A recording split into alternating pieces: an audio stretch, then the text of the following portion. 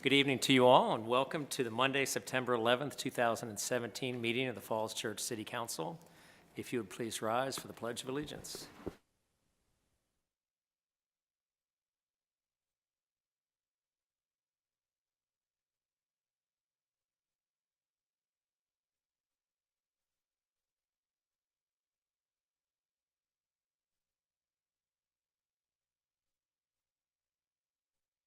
Madam Clerk, will you call roll, please?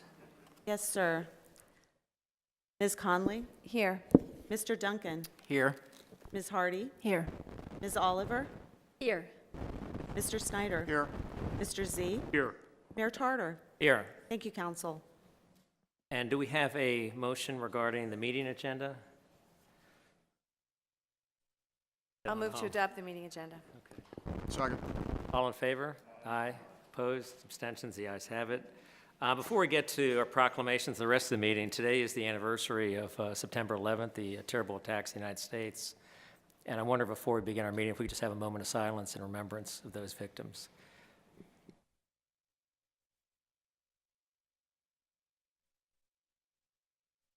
Thank you very much. In addition, we've had some terrible troubles down south with hurricanes, and I just ask that you all keep them in your thoughts and prayers as well. We start our meeting tonight with a proclamation. I believe Ms. Oliver is going to go ahead and take care of that, if you would, regarding Suicide Prevention Month. Proclamation declaring September 2017 as Suicide Prevention Month.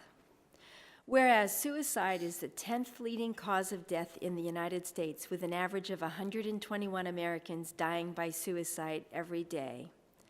And whereas for every reported death by suicide, there are approximately 12 documented attempts of self-harm.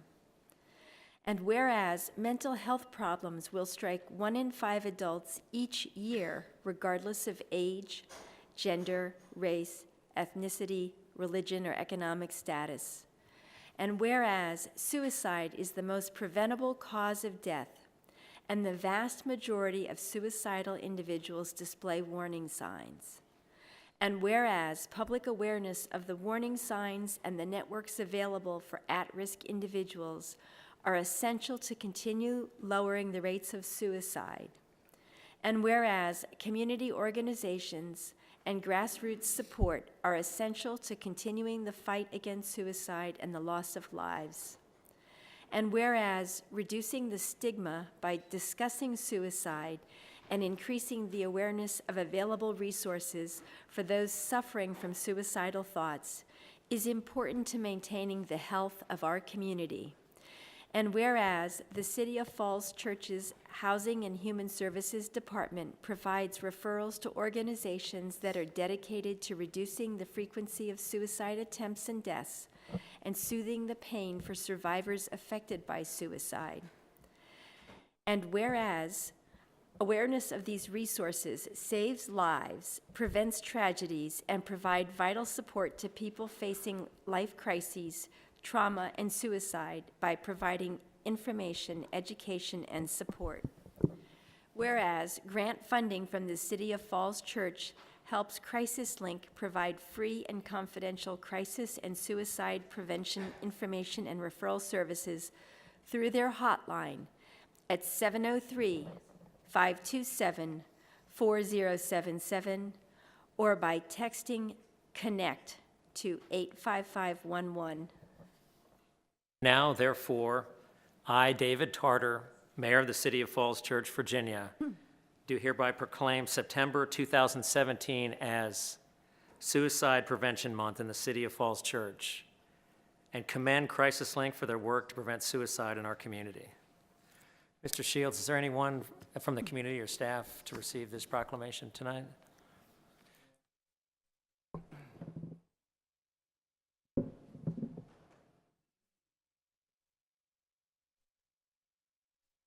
Vincent, you're welcome to say some remarks if you choose to, or you can just come up and receive the proclamation, whatever you prefer. And work in the community.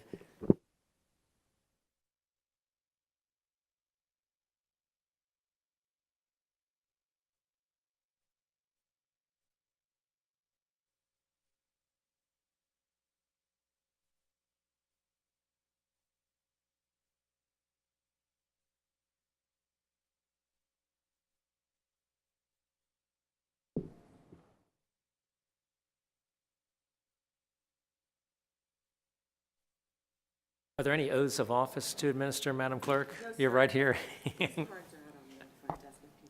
Okay, so the crisis link cards that were referred to in the proclamation are out front. If anyone knows anyone in need or thinks they might have use for this, please pick up a card before you head out tonight. I asked whether there are any people receiving oaths of office tonight. I think you said no. I don't believe so. I think we're caught up. Okay, sounds good. Well, then why don't we move on to receipt of public comments? Could you summarize the written comments? Yes, sir. Regarding Railroad Avenue cottages, Julie Harrison wrote in opposition to the project. She provided a chart of pros and cons and provided follow-up comments. Jim and Lorraine Coyle of 410 South Maple Avenue wrote in support of the project. Candace D. Mateus asked that council consider reducing the density of the project and questioned the adequacy of the proposed parking plan. Patrick Brown of 1300 Ellison Street expressed his concerns and forwarded a number of questions and follow-ups regarding the project. For the Miller House project, Sharon Scheller wrote in support of the project, noting the difference it would make for her family. Tina Ehrman, 226 Nolan Street, wrote in support of the project, as did Debbie Shantz-Hiscott. In other comments, Marty Meserve of 708 Berry Street forwarded an article from The Atlantic regarding changes in retail business that she asked council to consider when deliberating on development projects. Barb Molino of 502 West Broad Street asked that council control growth and stop tax increases. Deborah Z. Roth asked the council to consider more housing for seniors in the Founders Row project. Mary Chavez, Diane and Tom Duggan, Ambassador Eric Schultz and Claudia Schultz, Leslie Rye and John Coleman, and Mokhtar and Linda Kamel wrote about their concerns with the proposed Broad and Washington development. Liz Hume of 1003 Parker Street asked for a review of Civil War Day activities. Glenn Stevens of 210 East Fairfax Street forwarded his concerns about a proposed redevelopment of Merrill House and about management of the building. Daniel Garvey of 1015 Parker Street requested that the city stop issuing auto decals. And Heather Henry asked why the city was not considering purchasing for school purposes land across Oak Street from Thomas Jefferson Elementary. Thank you very much. So now we're going to move on to the receipt of public comments. So that's for any of you in the audience. If you'd like to speak to any matter or anything at all, frankly, you're welcome to do so. So you can either speak now or you can speak when the matter you're here about, the case is to be heard. So that's up to you. If you have not yet filled out a speaker slip, one of these red or pink slips, depending on how you perceive this color, please do so now. Fill out your name, your address, and if you would, please keep your comments to 3 minutes so we can get through our whole agenda. I apologize in advance for any mispronunciations of names, but let's go ahead and get started. Our first speaker is Philip Scottie, followed by Stephanie Dorsey. Welcome. Up here and talk like this. Hi, I'm Phil Scottie, and I'm been here in Falls Church about 10 years. I'm on the Environmental Sustainability Council. I care a lot about the environment. So one of the things I do is remove invasive vines in my spare time with Jeremy Edwards' permission. You see dead vines hanging from trees at Crossman, that's me, and now I'm doing Cavalier Trail. And I just want to say, I think the city's doing a great job. We're on the environment. We're moving in the right direction. We're daylighting streams. I think we're taking better care of our trees. We're improving our recycling. And there's a number of other trends that are going in the right direction. And I'm in favor of the railroad cottages for exactly that reason. I think we need a smaller alternative. That's an environmentally sound direction to go. We have plenty of big houses. We have a lot of houses that are torn down and replaced by even bigger houses. McMansions, some of them are called. There's not even McFamilies in those McMansions a lot of the time, just a couple people. So I'm in favor of something that is smaller. That alternative, that option is needed by our city. And I hope after the railroad cottages project proves to be successful, there may be some other projects like that as well. Smaller is an option we need, and it's environmentally more sound than going big all the time. Thank you.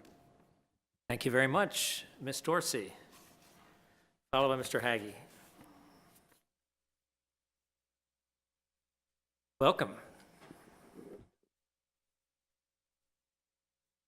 Good evening, everyone. My name is Stephanie Dorsey. I reside at 1002 Railroad Avenue. I'm here to speak again in opposition to the railroad cottages. Please note for the record that we have never been opposed to the cottage concept, that the city needs diverse housing options to support a diversified population. This in no way, shape, or form is a NIMBY issue. Rather, we remain opposed to the location of this proposed dream village for the reasons we have cited since April. This is forcing a square peg into a round hole. Let me reiterate some of these concerns. The proposal is too dense for the land parcel of 1.25 acres in the 12 structures. The public and safety concerns. This development will go at the end of a one-lane dead-end road, which will result in increased traffic. There's also a blind corner at Railroad and Fowler Avenues. It funnels into the trail, and this represents danger to pedestrians, to children, to bikers, those people in the neighborhood accessing the WNOD trail. I'd like to offer some rumor busting about railroad cottages and the neighbors' opposition. Despite some council statements to the contrary, the neighbors' concerns have not been addressed, nor have they been resolved. This has to do with the density, the traffic, the parking, resulting from the overall proposed location of this development. We as Railroad Avenue residents are not donating for free our property in the form of a 6-foot easement in front of our house. In our case, we wouldn't be able to park our cars in our own driveway. Appropriate safety measures should have been taken back in 2003 when the building permits were issued for this land, but maybe it didn't matter at that time because there were a bunch of low-income residents living there and not a bunch of million-dollar houses. Thirdly, Nova Parks is not granting a permanent right to its land, so this road expansion could technically be revoked at any time. And lastly, the 911 emergency response plan leaves a lot to be desired in terms of timeline and represents a large public safety concern, especially with the addition of 12 new structures at the end of this one-lane dead-end road, especially if this is housing for seniors. In light of all these issues and concerns, which the neighbors have repeatedly raised to the council, to the Planning Commission, the city would be negligent in turning a blind eye to these legitimate concerns. The potential liability of the city should not be overlooked as a result of any public safety concerns, the emergency response, and the increased traffic. For all of these reasons, I encourage you to vote no on this project in its current location. I encourage you to work with the developer to find a more suitable location in Falls Church City for this dream village that will be less problematic and have fewer public safety concerns. Thank you for your time and attention. Thank you very much. Our next speaker is Dave Hagee.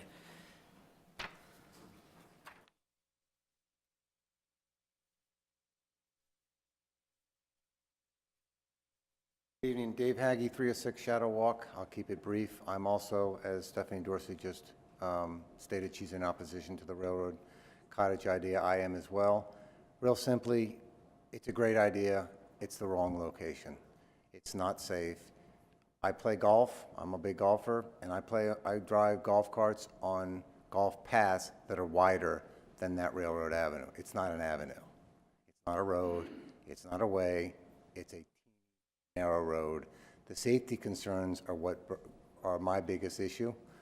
Not to mention the impact that we're having on Fairfax County residents, not just city residents, but because that property, you have to go right adjacent to Fairfax County. Those people who don't really have a say here are dramatically impacted by this. My concern is that the fire that was just happened recently at the Dorsey property about a month ago. What if something had gone wrong and they could not have gotten the truck in fast enough, and instead of a minor, they had some major destruction, but it wasn't a total loss? What happens if there's a total loss? What if somebody's trapped inside and they can't get to them? Safety's number one here. Great idea. I like micro-housing.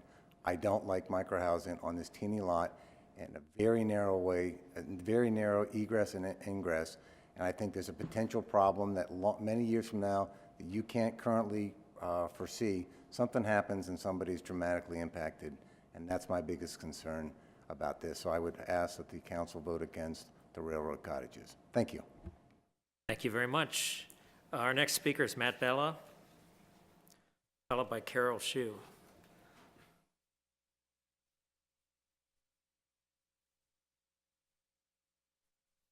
I'm Matthew Bella. I live at 2506 Fowler Street in Falls Church, which is actually in Fairfax. And I did a lot of research in the cottage industry because I thought this is a neat idea. And I looked at all the ordinances out on the West Coast, and I quickly noticed the differences between this plan that was submitted and the other plans. This one that was submitted, the houses are larger than all the other plans that are on the West Coast. The parking is much more better designed. They have parking spaces usually like four spaces per car, and they have green space in between them. Carport itself, they don't allow a 10-space carport. It doesn't exist in any ordinance out there. It's not considered, visually appealing. The setbacks are usually around 10 feet. This one's of course 6 feet, which makes it way too dense. The biggest one is every one of them has a minimum of like 3,000 square feet of green space, and that's something like this room. They have that for their activities, and not only just 3,000 for the whole community of the cottage neighborhoods.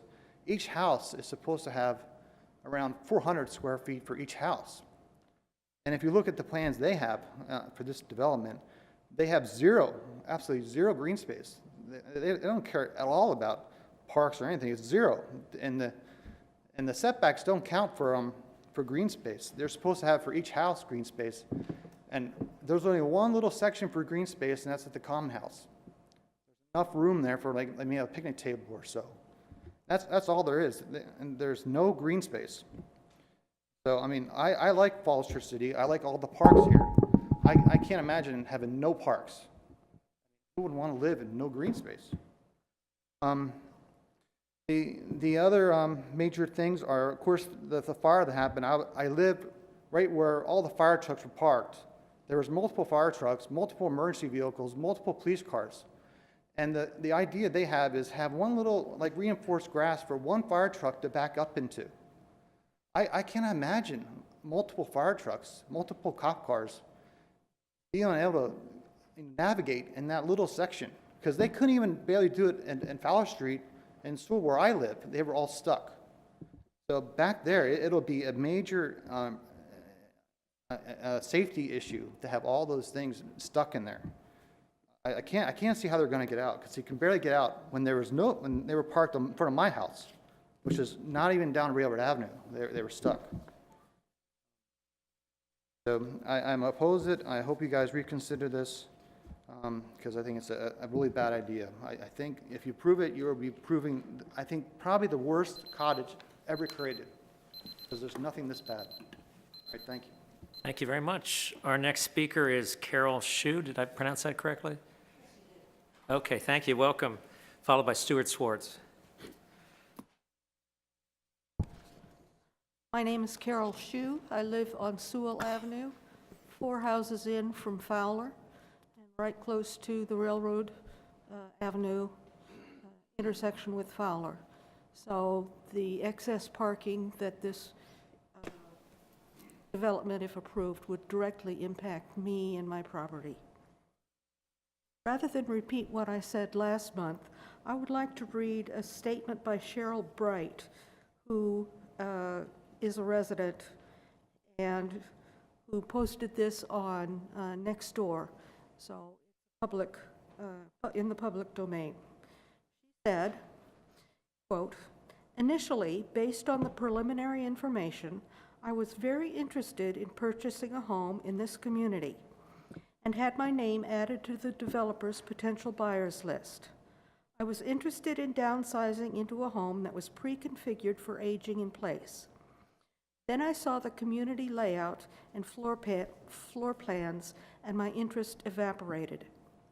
I spent several years helping my mom deal with the many difficulties associated with staying in her home while she struggled with mobility difficulties and cognitive impairment.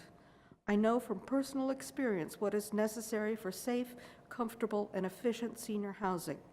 not just active 55-plus housing, but housing that meets the needs of seniors who want to wisely downsize into a home and community that will continue to meet their needs until they die. The proposed community does not serve that need. The lack of attached garages, or at least parking immediately adjacent to each home, is a design defect. Elderly persons in wheelchairs or walkers can't easily or safely move from their home to their distant car, especially in very hot, cold, wet, snowy, or icy weather. Further, the available on-site parking is grossly inadequate. Younger active residents are likely to have 2 cars. Older residents may have only a single car or no car, but they may have live-in or shift-in home caregivers who have a car and will need a place to park. Residents will likely have family and friends who will want to visit, and elderly friends and family members will not be able to walk several blocks from the closest available off-site parking. The homes at 2 bedrooms and 2 bathrooms are a workable size for many seniors serious about downsizing, but having only 1 bedroom downstairs is a design flaw. For seniors fortunate enough to live with their also elderly spouse, separate bedrooms are often become necessary for medical reasons. Forcing an elderly spouse into an upstairs bedroom is not feasible, and there doesn't appear to be any provision for retrofitting an elevator into the homes. If the senior requires the assistance of a live-in aide, having the aide sleeping on a separate level from the senior is unsafe. The shared resources aspect of the community is an interesting concept, but is likely impractical. My time? That's your Yes, time. ma'am. If you could wrap things up, that would be most appreciated. We'll give you a couple more seconds here to I wrap would yourself up. simply ask that you keep faith with the people who bought their homes in a zoned area and not approve a zoning change. Thank you. Thank you very much. Mr. Schwartz, welcome.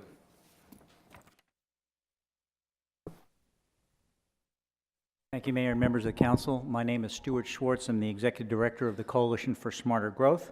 We're a 20-year-old nonprofit working in Virginia, D.C., and Maryland. I'm a Virginia resident. Our mission is to promote walkable, inclusive, and transit-oriented communities and the land use and transportation policies and investments needed to make those communities flourish. We were founded by the region's leading conservation groups, and our partners today include those groups along with housing, bike, walk, and transit advocates. We've been recognized 4 times by the Catalog for Philanthropy for our work. We've closely followed planning in Falls Church for a number of years, including participating in the West Falls Church Metro Planning, and have led 3 planning-oriented walking tours in the community in recent years. In the most recent of these, we brought a delegation from Sacramento to view the success of Falls Church. We've also led a campaign to win regional funding for your capital bike share. We've closely followed the applicant's submission and reviewed it, staff report, and all supporting materials for the proposed railroad cottages, and strongly support the application for special exception. There is this tremendous need for housing in Northern Virginia and the region, including housing scale to meet the needs of downsizing empty nesters. Cottage neighborhoods have been very successful in Seattle, as you know, and I believe this will be one of the first projects in our region. I'm confident it will be very successful. The project is well designed and will enhance the community and property values. People are looking to live in interesting, walkable neighborhoods with a diversity of housing, easy access to transit, recreation, and services. These cottages offer this and will see very high demand and prices per square foot. The cottages are within walking distance of shops and services, a reasonable walking distance to Metro, which can of course be enhanced with future improved connections, and it's directly adjacent to the WNOD trail to allow for bike to Metro or bike to work. The parking as designed will encourage 1-car households, and if all these features are marketed to prospective residents, those residents will likely be those who want to drive less and walk and bike more. They will self-select for these homes. I personally, for many years, lived in a 4-story condo building with townhouses adjacent, single-family homes across the street, high-rises within a block, and a trail nearby. We did not have much green space in our condo and townhouse complex, but we had that trail, much like the WNOD, and it made all the difference in the world. The other sustainability features, including solar and geothermal, will combine with the location and transportation options to reduce the carbon footprint of these households and help fight climate change. The large front porches, proximity of the homes, and communal building will enhance interaction among neighbors and will be attractive to those seeking a greater sense of community amidst our busy lives.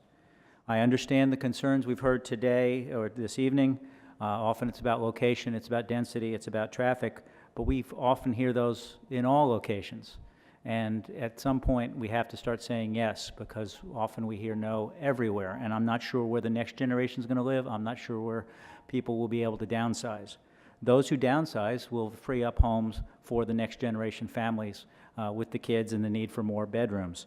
So it's a type of housing that we very much need, and I commend Falls Church for leading the way, bringing this type of housing to our region. We're overall very impressed with this proposal and enthusiastically recommend approval. Thank you. Thank you very much, and thank you for your work in the region. Our last speaker, at least at this time, is Mr. Dorsey, Joe Dorsey. If anyone else who has not yet spoken wishes to speak, you can either do so now or you can wait till the item's called. But again, fill out a speaker slip and hand it to the clerk. Welcome. Thank you, Mr. Tarter. I think it might take a couple seconds, more than 3 minutes. Mr. Schwartz, appreciate funds. To the point, Mr. Schwartz may have spoken to the developer. He never did speak to the neighbors, I will tell you that. So whatever he said, he did not take our comments. 9/11. Mayor, thank you very much for bringing it up. When 9/11 came around, I answered the call.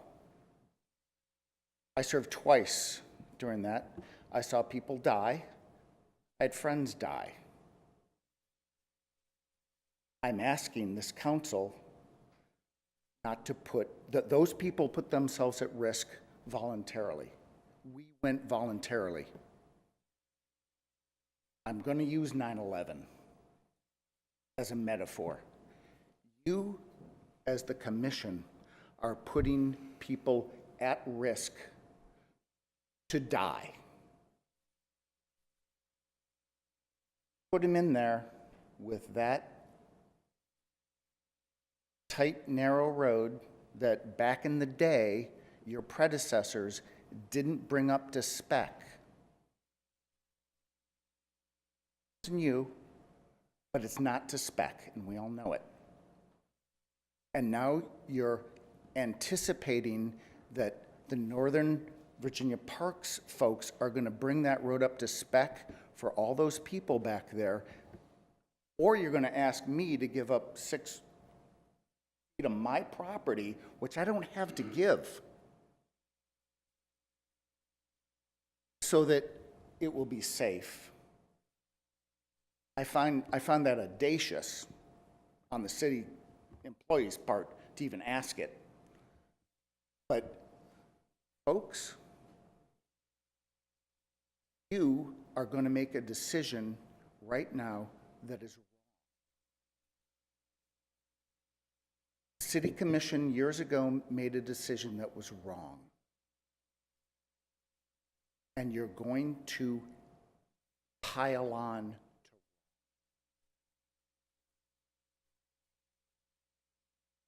Why would you do that? It's going to pile on. Years from now, and I'm going to ask you, something tragic happens, and you read it in the news, when it happens, that you own it in your heart. I lived through a fire. Fire trucks got down. They were okay. They did crush my neighbor's thing, but, beg your pardon. But there's no one living there. They're going to build a new house there. There does need to be, I'm going to take another second, if you don't mind. There does need to be some upgrade.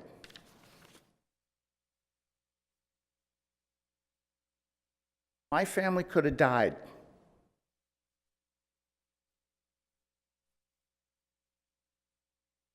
You're adding more people into a really tight situation, and that's at one end.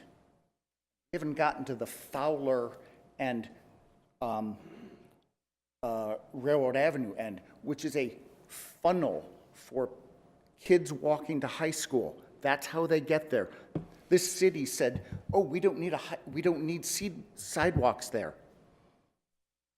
They walk. That's how they get to high school. The kids that don't want to get on the bus, that's how they walk. That's how the bikers get on the path. That's how people walk to the metro. It's a funnel. look at the whole neighborhood, look at the map. That's how you get onto the trail. That's how you get to places. It's a blind corner. Vote yes. Voting for a tragedy coming, and it'll be on you. Thank you very much. That's the last speaker that we have, at least at this time. And we're going to go on to council requests. In this case, will be heard shortly, but it's going to be just a moment or two before we get to the actual railroad cottages matter. Right now, given that there are no more public comments, are there any council requests? Mr. Snyder. Thanks a lot, Mr. Mayor. There are a couple, and we'll be addressing.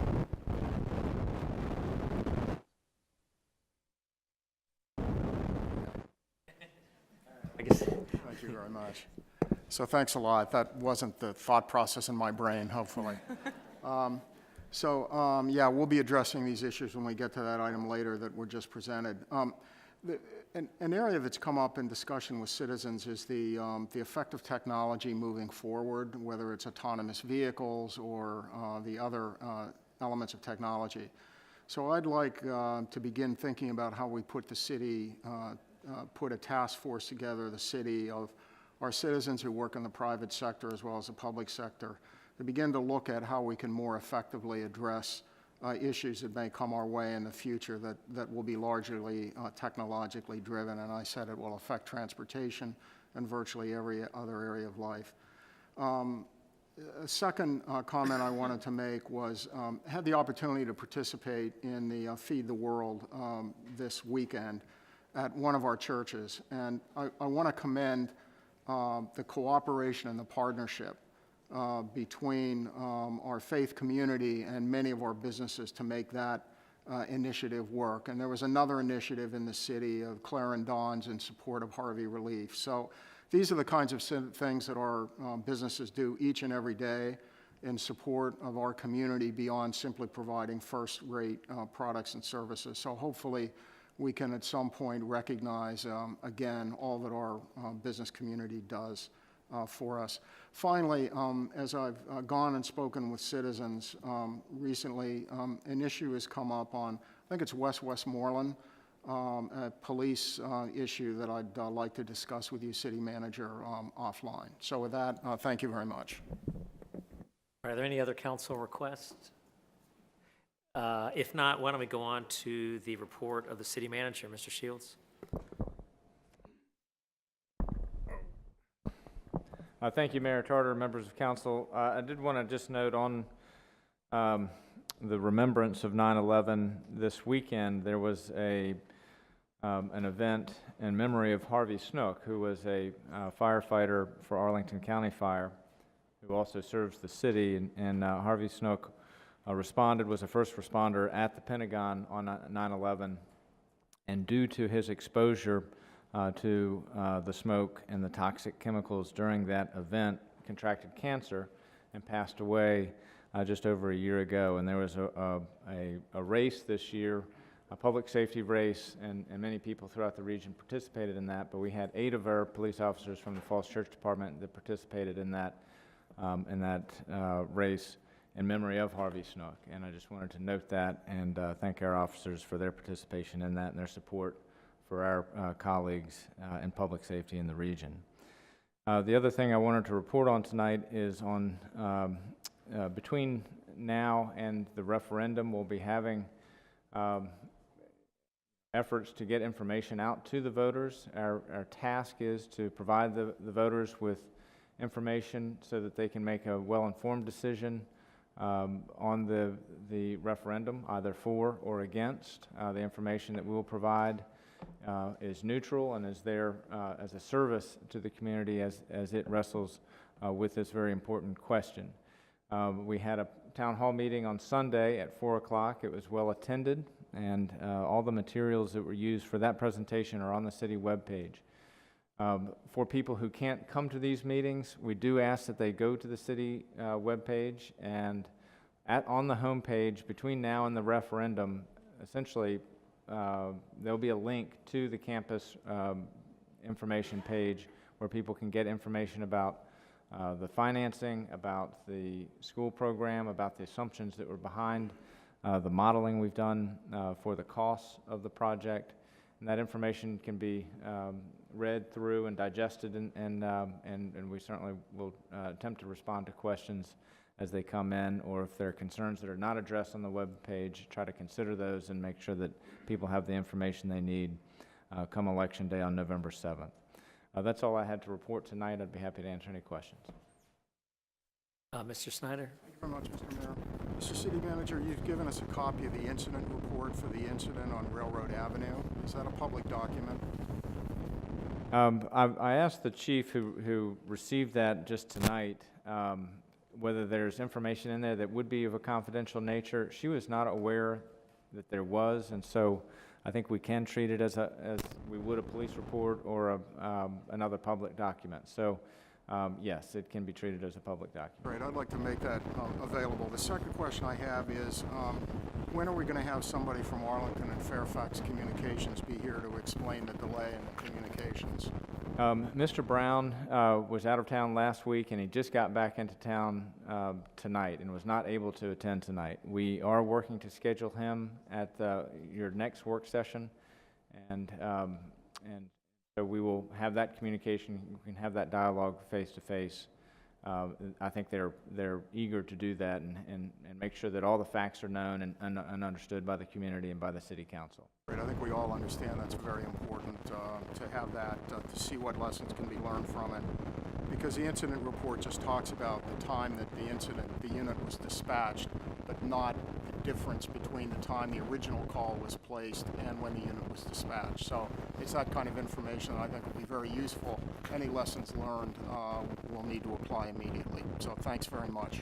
That's absolutely right. The incident report really just addresses the tactical response to this fire. It does not, it alludes to the delay on the communication side, and Mr. Pat Brown will be able to speak to that in more detail. But it does not reference it doesn't really get into the details of what happened then. So that's what we will look for from Mr. Brown when he joins us. Okay, any other questions of the city manager? Mr. C? Thank you, Mayor. Later this evening, we will be having a discussion on CIP items, but our voting machines are in the news, and some of it is not that good. Perhaps while the evening is still young, we can have an explanation of where we stand on our voting machines. I guess they're called the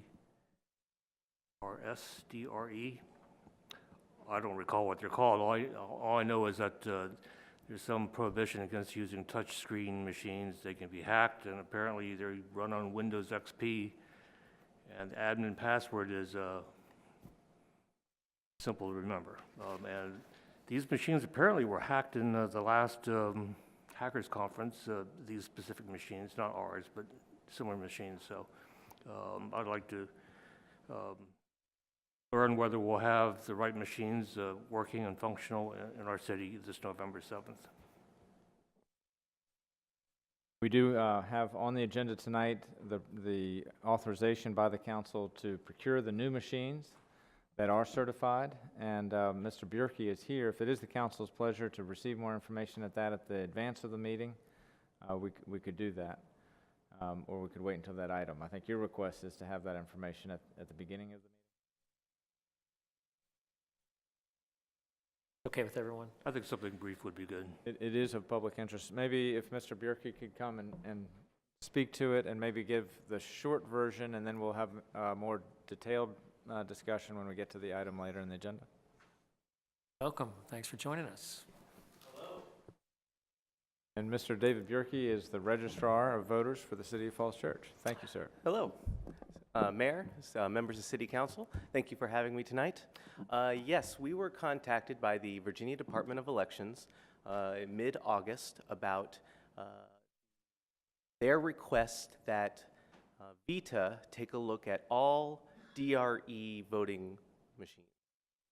Our machines are not touchscreens. They are not wireless machines that have had the historical problems, but they are considered DRE equipment. And at the DEF CON hacking conference in June, many DREs were hacked. In fact, all of them that were there were hacked. However, they did not have our particular system there. And that is why the state contacted us to let us know that they were going to test ours to see if they would pass and see if the State Board of Elections would be able to use this equipment in November. Vita got a hand on some eSlate equipment, not ours, but I believe Alexandria loaned them one of theirs. And their report, which is not being made public because there are localities in the nation still using this system, was given to the State Board of Elections in an emergency meeting on Friday. And about 5 p.m. Friday, State Board of Elections saw fit to decertify all DRE equipment. I do not see any reason that the Hart eSlate equipment that we have been using should have been decertified specifically. I think that the elections that we have run historically are sound, and I don't think anything in those reports would indicate otherwise. However, we have had this equipment since 2004, and the certification is that old in that equipment. And so they may be looking at the fact that because the certification is old, that security requirements have not been updated in that time. I am speculating. I'm not sure that's exactly what they are using as their basis, but that is what my belief is. But since that time, we have been talking to our vendor, Hart Intercivic, who does have a new system called Verity.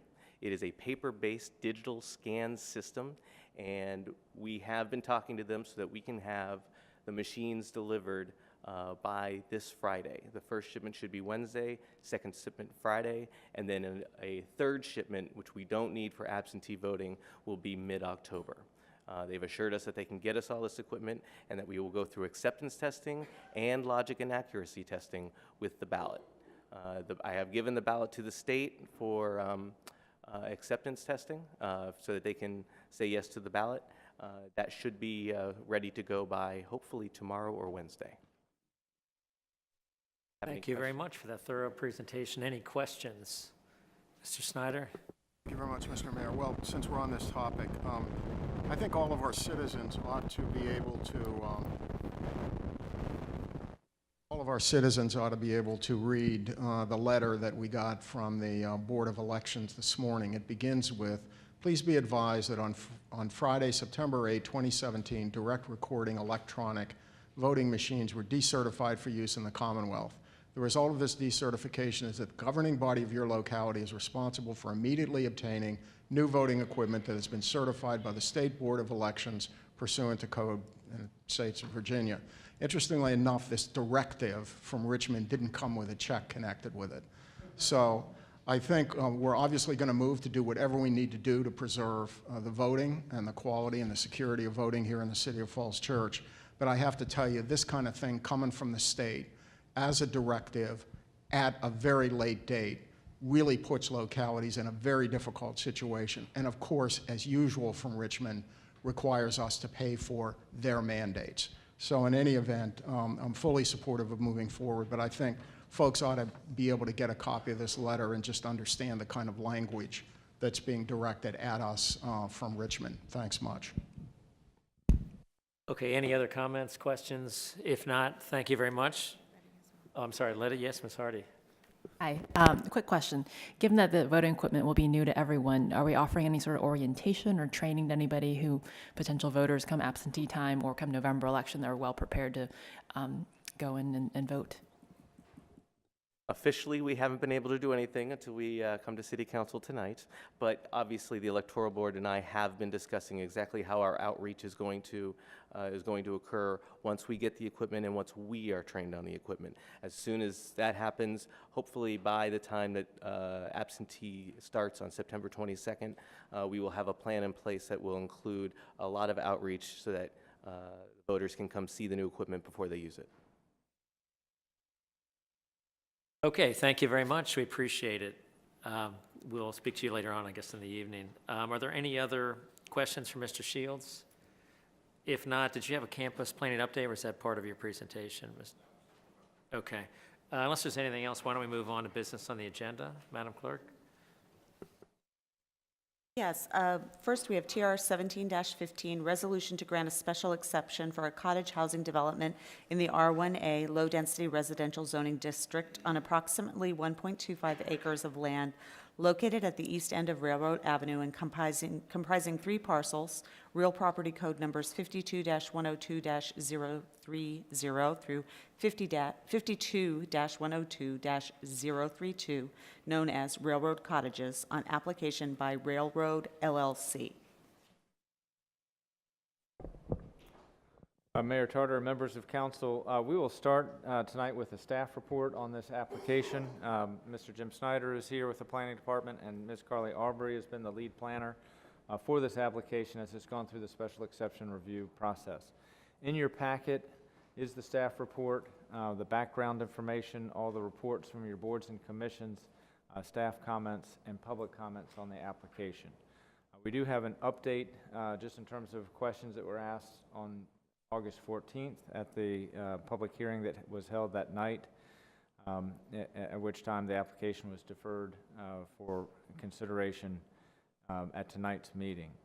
The staff recommendation is approval of the application after a review of the application in the context of the ordinance that was adopted by the City Council last February. We find that it meets the objectives of that ordinance as it was adopted. I'll ask Ms. Aubrey to provide the report, and then the applicant, I believe, wants to provide a report to the City Council as well, and then respond to any questions. Good evening, Council. Carly Aubrey, the planning staff.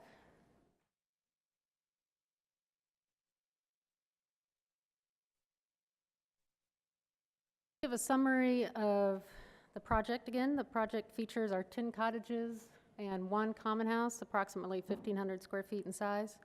There is shared open space throughout the project site. There is clustered parking on the western end of the site. Pervious pavers and wooden walkways are provided throughout. And there's landscape buffers around the perimeter of the site. Important on-site fire safety features include non-combustible siding, fire sprinkler suppression systems in each unit, 1.5 stories building height, a fire hydrant on the northwestern corner, first story exterior walls within about 150 feet of the closest fire engine access.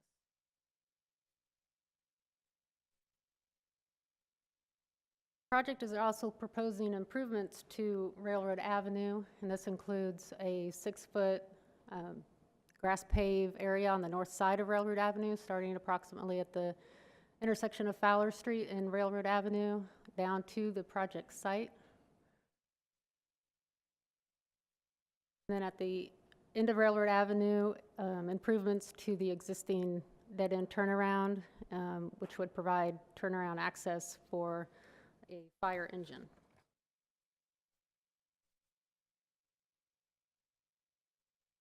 As described in the staff report and then gone in detail at the August 14th hearing, the project meets the special exception criteria for cottage housing developments. And additionally, the applicant is proposing several voluntary concessions. I'm just going to highlight some of these. It includes the Railroad Avenue improvements that I just talked about.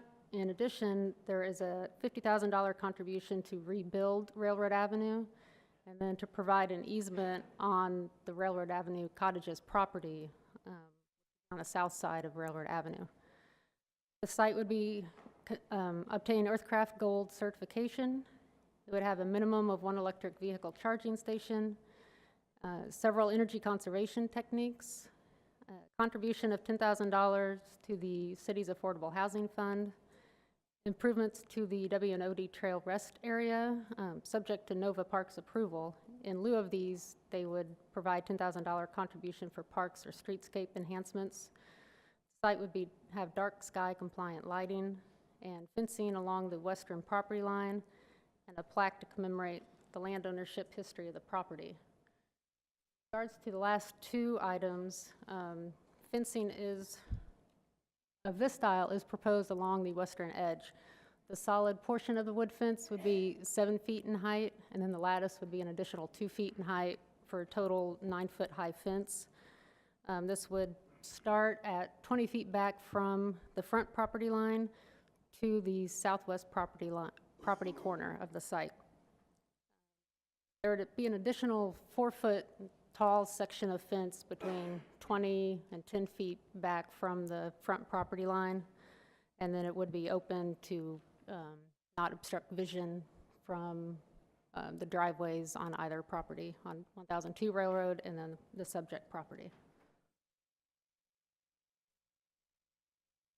And on that screening too, there would be, right now there's proposed to be evergreen or canopy plantings. They are going to switch to evergreens to provide a continuous year-round buffer of landscaping, 10 feet in depth. In regards to the historic commemoration, this is an example of what is being considered. The exact language and location would be determined during site plan, and the language would be reviewed by the Historical Commission. This is a look at a 4-lot comparison of the subject property. This does appear to meet all the subdivision code requirements in regards to lot size, frontage, and setbacks. A table looking at what could be developed with 4 lots compared to the cottage housing. It is comparable in terms of building and impervious coverage, and then there is less floor area ratio and height with the cottages, and there is more landscaping in perpetuity with the cottages. It's important to look at this in terms also, this kind of illustrates the density question. Density can be looked at in regards to terms of units. It can also be considered as far as floor area ratio and height. You look at building and the massing, this would be comparable or less than 3 or 4 single-family houses.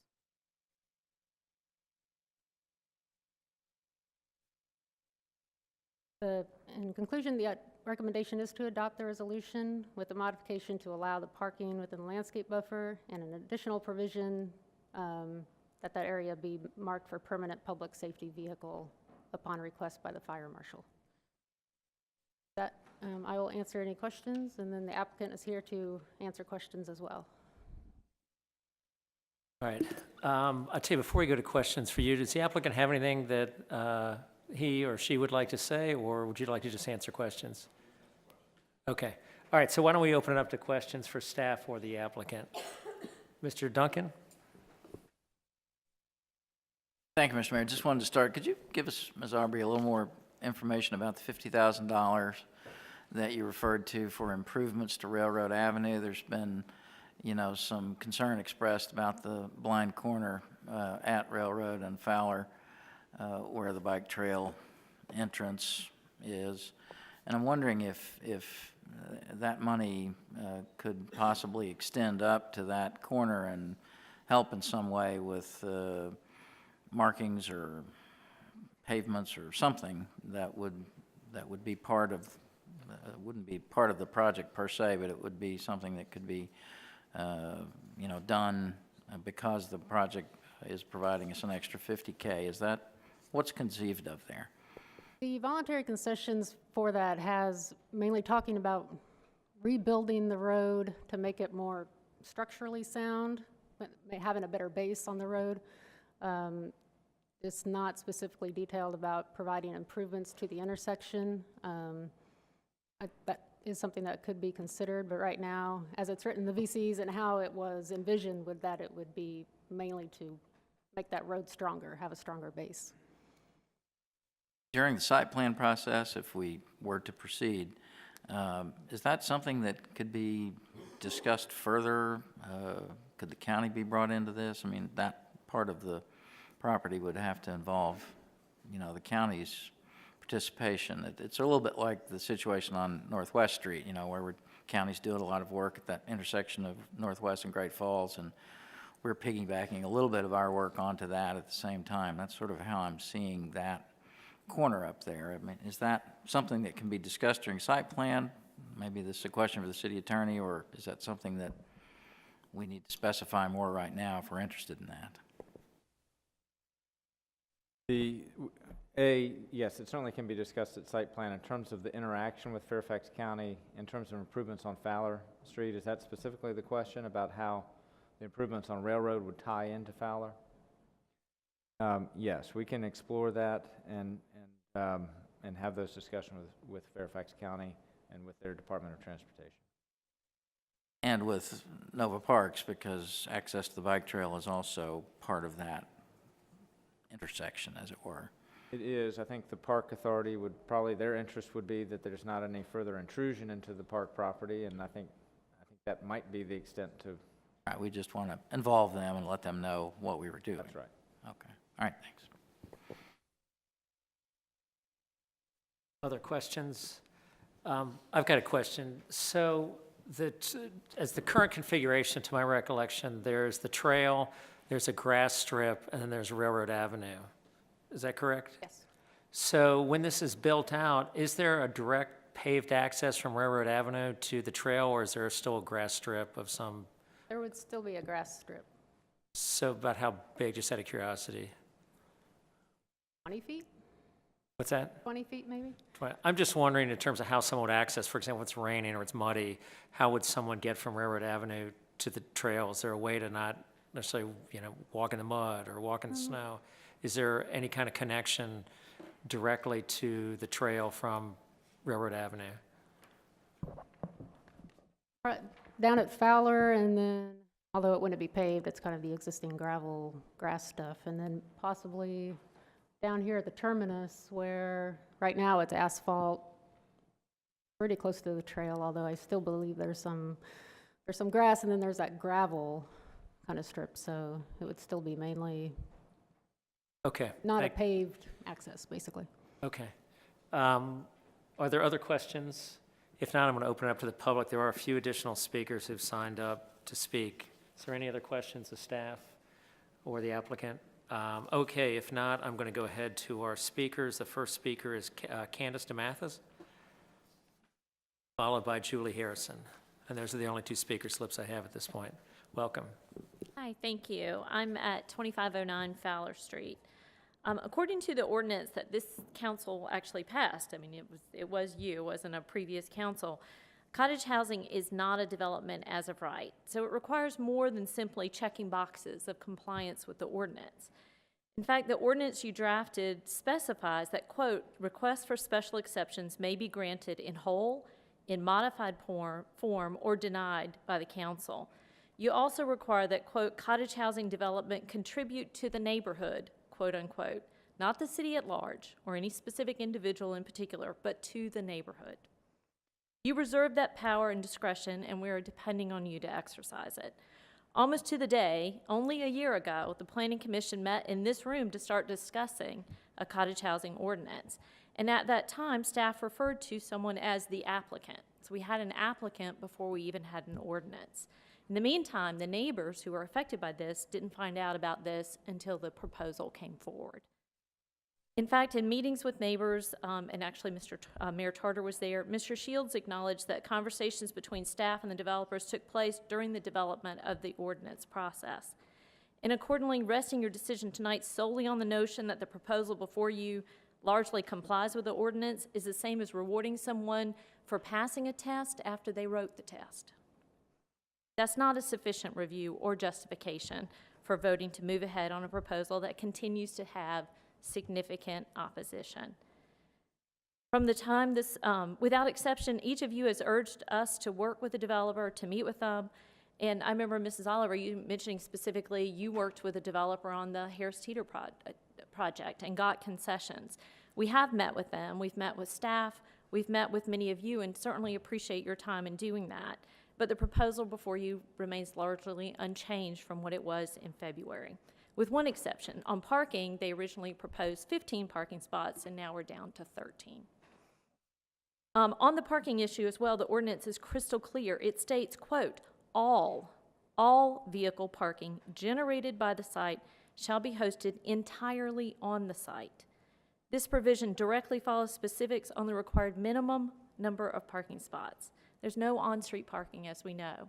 So it defines logic, if you will, that 10 houses are only going to need 13 spots at a time. Reference has been made to the West Coast. Kirkland, Washington is a great example. It also is an affluent suburb of a big city. It's considered a leader on these cottage housing ordinances. Staff relied on that ordinance in developing this one. But larger units, such as the 1,500 square foot units proposed here, require 2 spots for residents and additional spots for guests, similar to City of Falls Church code that is required for every other condo development in the city. As Mr. Z has publicly stated recently, hope is not a strategy. Similarly, hoping that people with one car will self-select a railroad cottage isn't sufficient to make it so, nor is it reasonable to hope that only 1 or 2 residents will have a guest or a delivery or a cleaning crew at a time. 13 spots is inadequate for 10 residents with 2 bedrooms plus guest quarters in the community house.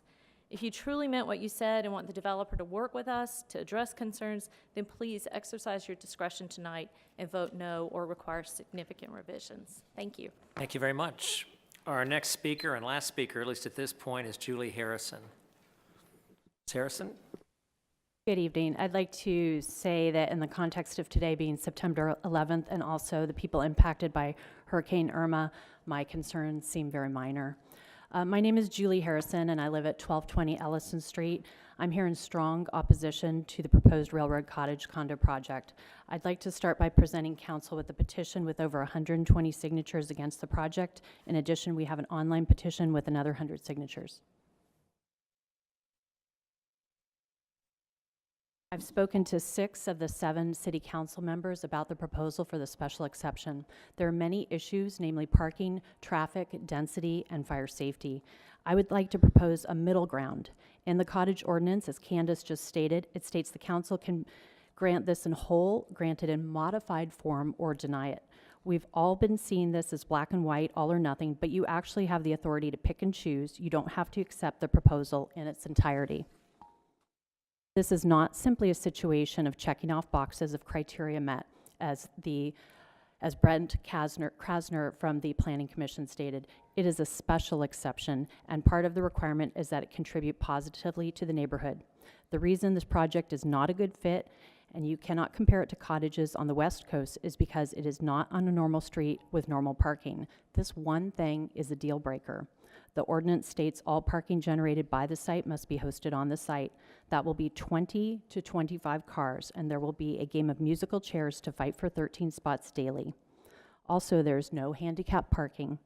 Again, the developer has made 0 changes from the initial proposal. Please reduce the scope to 7 or 8 cottages and increase the parking. Either vote no or make significant changes. You are the guardians of our neighborhood. You determine what the neighbors will live with in perpetuity.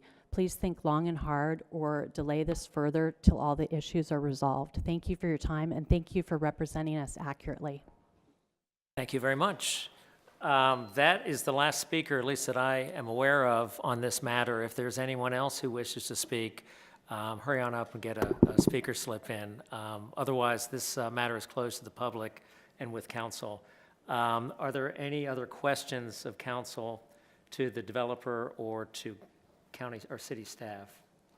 If not, do we have comments? Would anyone like to make a comment before I move to a motion? Could I ask a question? Of course. Thanks. Could we go to the parking issue?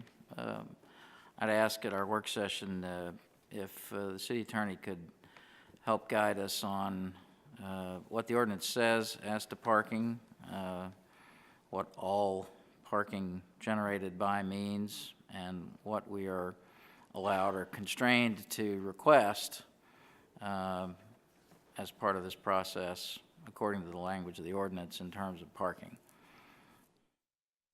I looked at this question and reviewed it with the zoning administrator, who by law is charged with administering and interpreting the ordinance, but because the provision all vehicle parking generated by the site shall be hosted entirely on the site exists also with the provision that off-street parking shall be provided as follows: at least 1 parking space per dwelling unit plus 0.25 spaces per dwelling unit for guest use. And I think that the reference to all vehicle parking generated by the site has to be read in conjunction with the parking requirement of 1.25 spaces. And therefore, I believe that it's the 1.25 spaces that must be provided on the site. I think that the reason for this language is probably to avoid the application of some provisions in the ordinance that allow shared parking and off-site parking in particular circumstances wouldn't be allowed for cottage housing developments.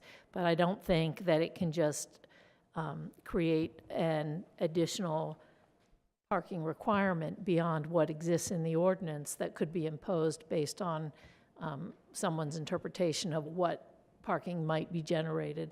I think that the determination was made that it's 1.25 spaces per dwelling unit. Okay, thanks. So in addition then, my understanding of the staff report is that the staff would allow for the creation of three additional parking spaces that would not be put into use until it's perceived, seen, tested as to whether they're needed. Am I describing it? And what is the purpose of those parking spaces? Is that for deliveries? Is it for, household help that's going to be coming through? Or is it for residents who are going to have, the extra car? It would be for overflow for the latter guests, possibly, but mainly visitors and caregivers or anything like that if it's needed.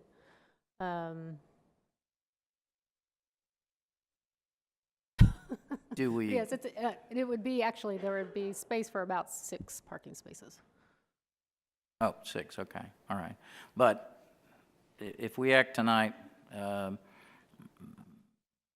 understanding is that those 6 spaces would not be provided on day one, but they would be bouldered off or fenced off initially until it was seen if they were needed. Is that? Right.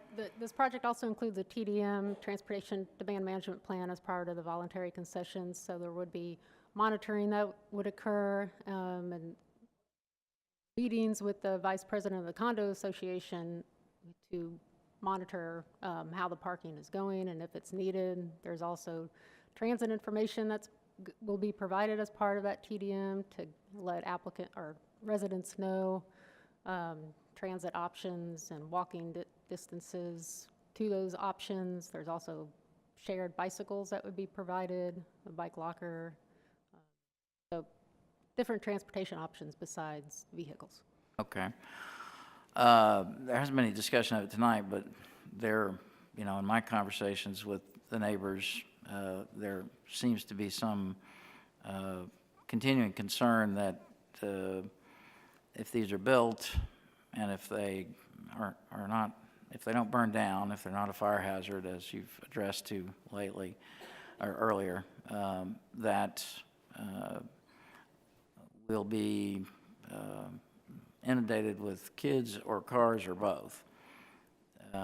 Could you speak to the kids thing? I mean, I know 18 and above are all that's permitted, but what's our enforcement mechanism for ensuring that that this is a senior restricted as we conceive of this? The voluntary concessions include the age restriction, so that gives us, and in that is the no one under 18, so that gives us a direct enforcement mechanism through the special exception resolution to enforce that. It's also in the condominium documents, which is then enforceable by federal law, the Federal Housing for Older Persons Act, and there's a statement in there that says the association could not change that provision without prior city approval. Okay. The other issue that's come up that I've heard discussed is about the size of the community. I guess this relates to density.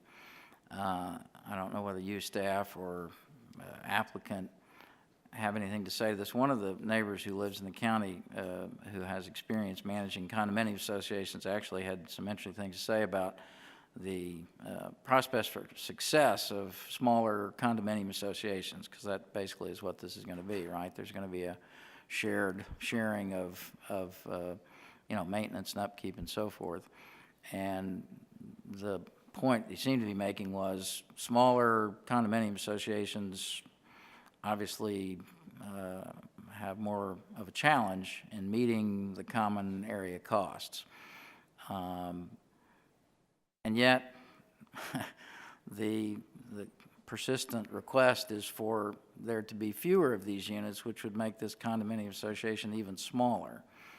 So I guess what I'm asking is in your review of, other communities have done this, is there something that gives us some feeling of safety that we're creating a condominium association here that is going to have a chance to succeed financially and not become some sort of a problem that can't maintain itself in this location?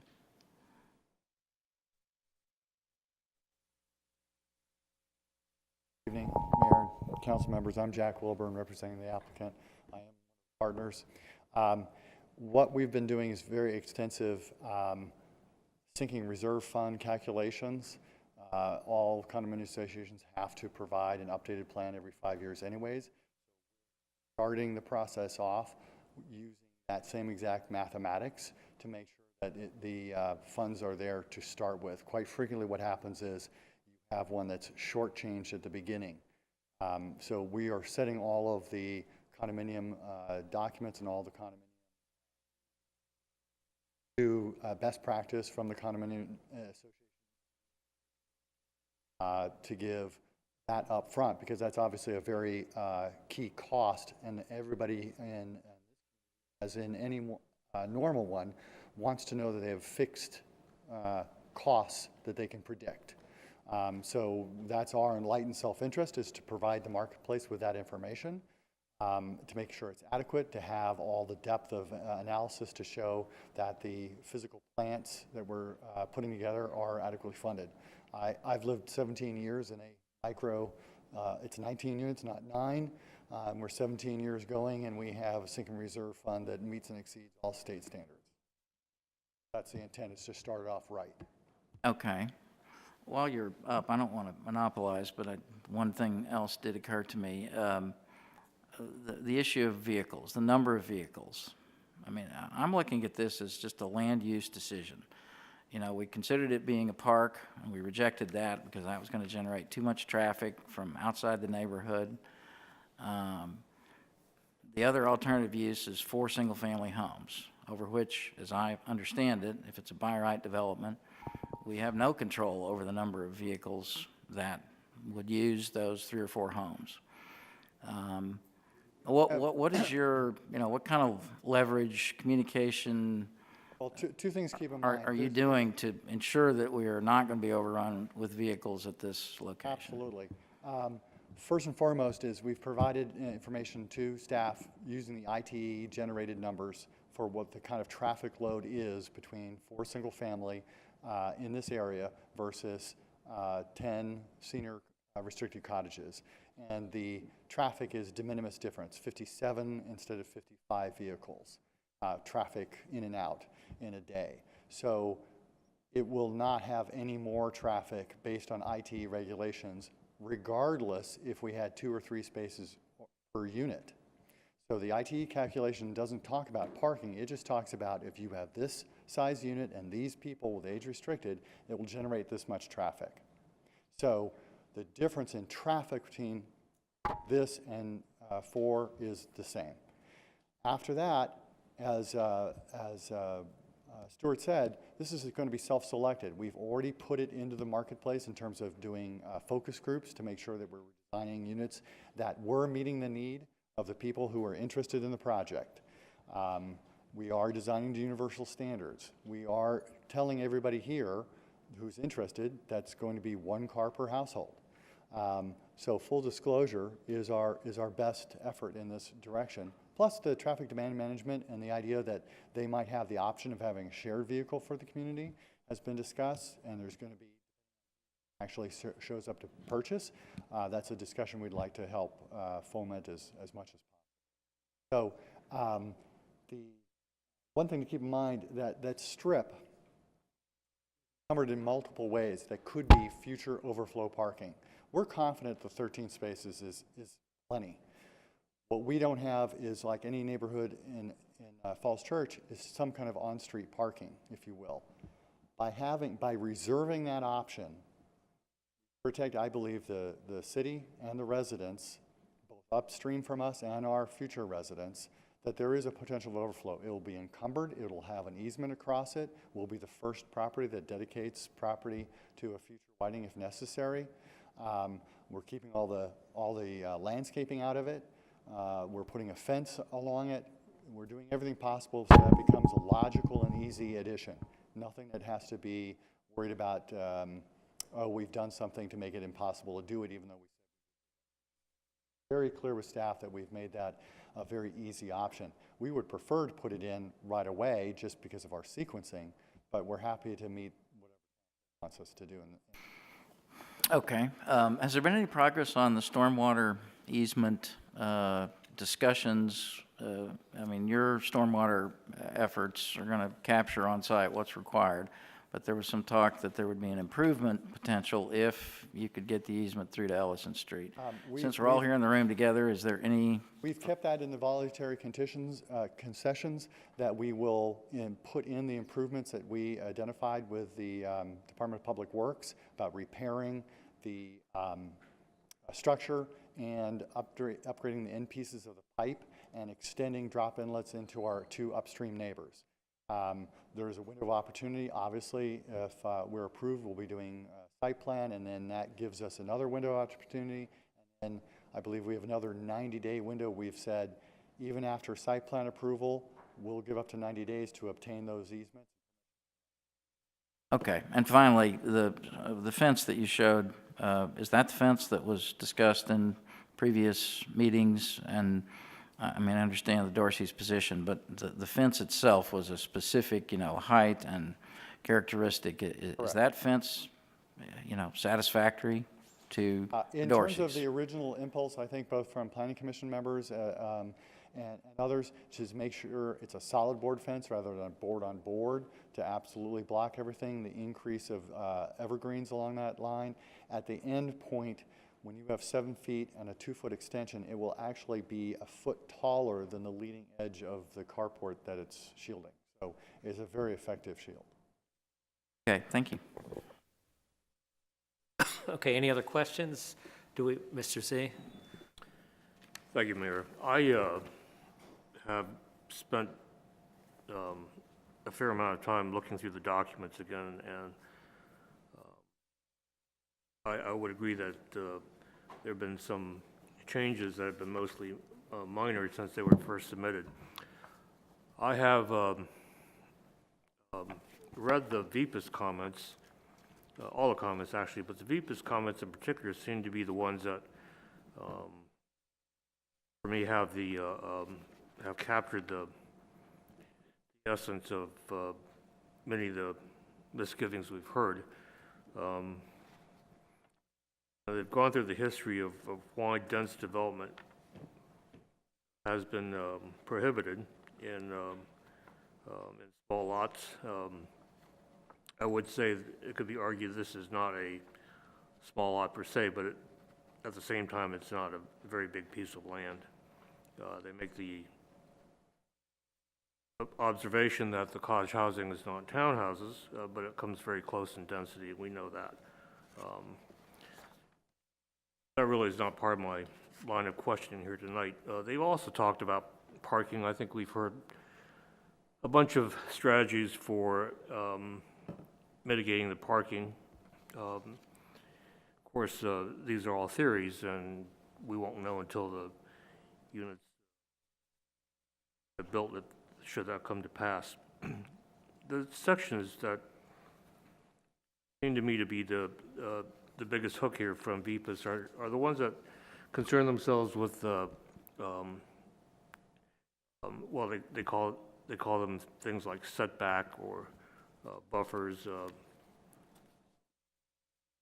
and they also address the construction schedules. All this is meant to, in my opinion, then to decrease as much as possible the impact from any potential development on the site.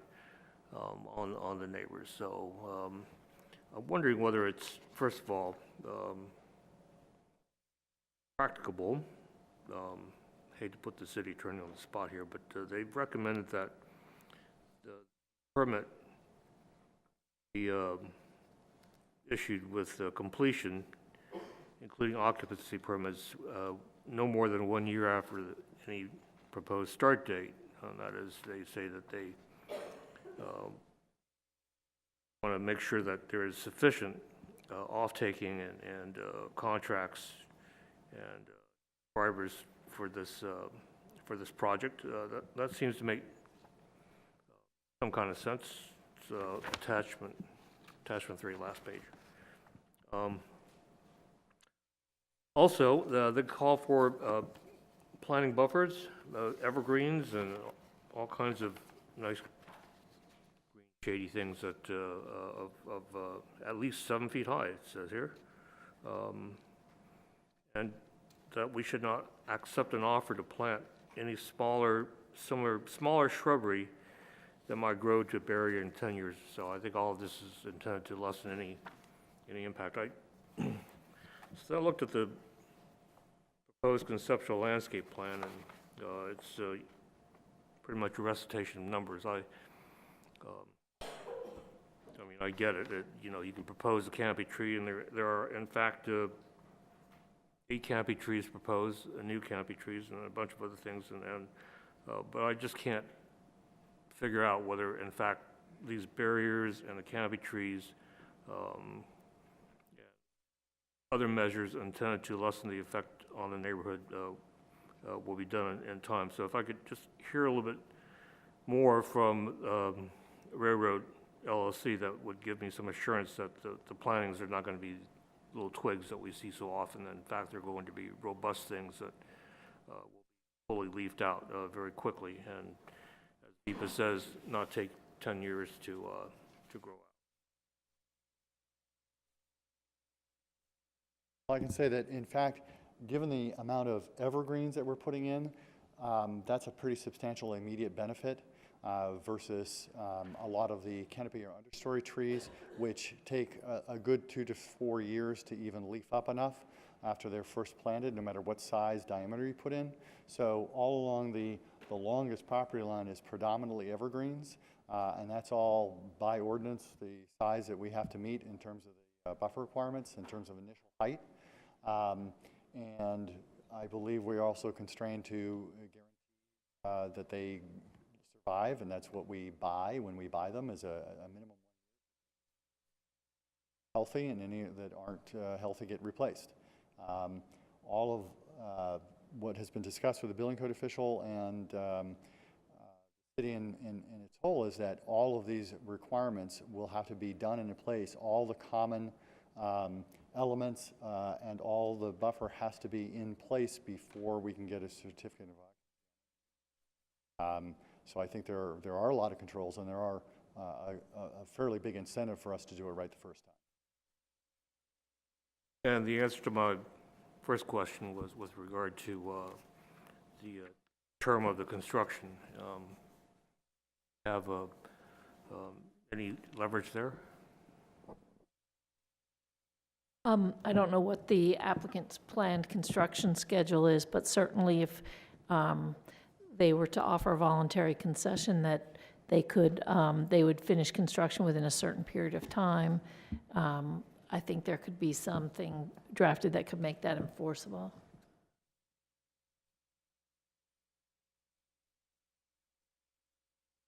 Construction, parking, and staging plan, voluntary concessions.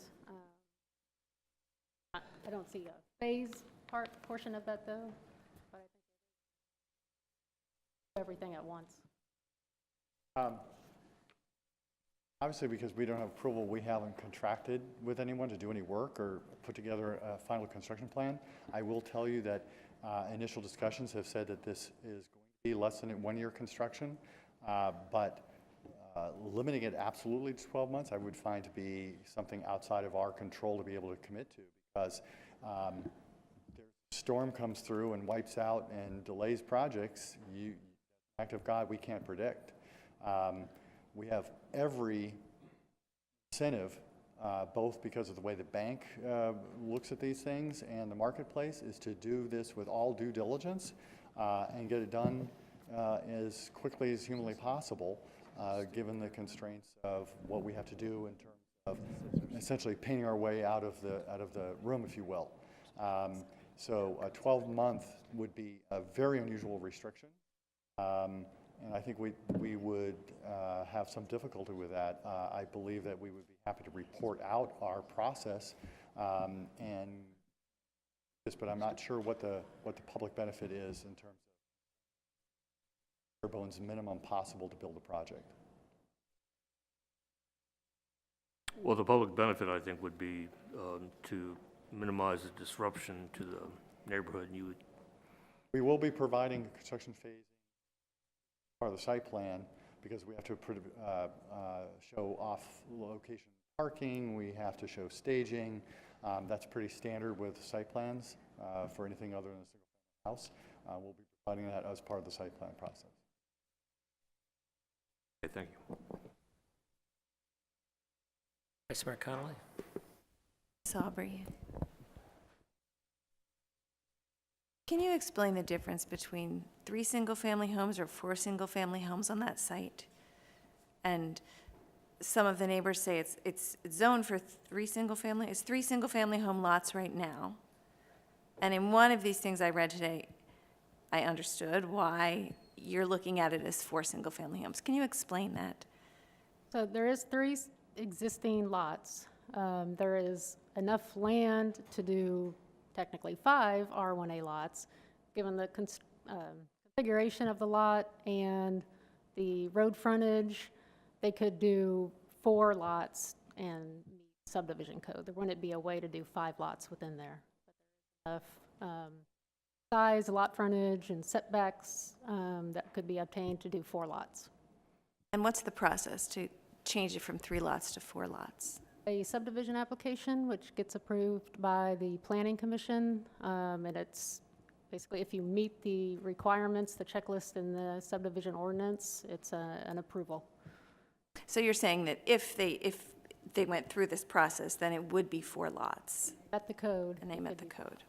Okay. And that's why you've been comparing it to 4 lots instead of 3? Right. Okay. And 3 lots is still pretty comparable, even that. Comparable in terms of building footprint and impervious coverage and height and... If it was 3 lots, FAR. would the footprint of the houses be able to be bigger then? Right. Is that, okay. Can you go back to that density slide?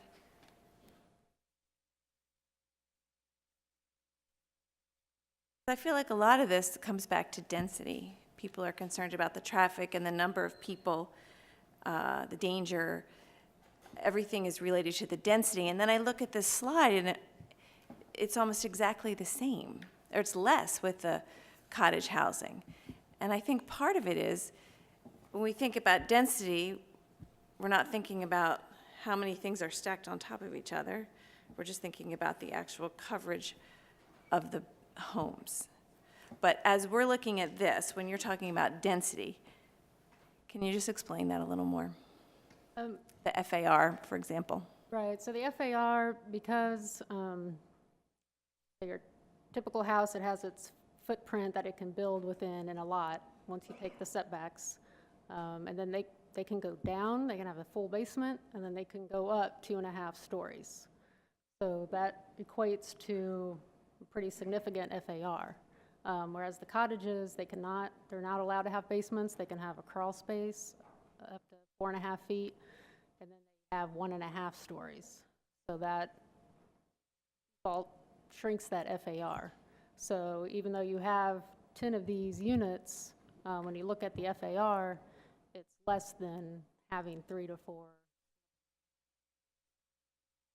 And then the traffic, is that on this one or is that a different slide? Do you have a slide that compares the estimated traffic counts for 4 single-family homes versus 10 cottages? I don't have a slide, but it's 57 daily trips for cottages, and then it was 53, I think, for single-family homes, And how is that figured out? Because I see people shaking their heads, and I'm wondering, where do those numbers come from? 57 versus 53?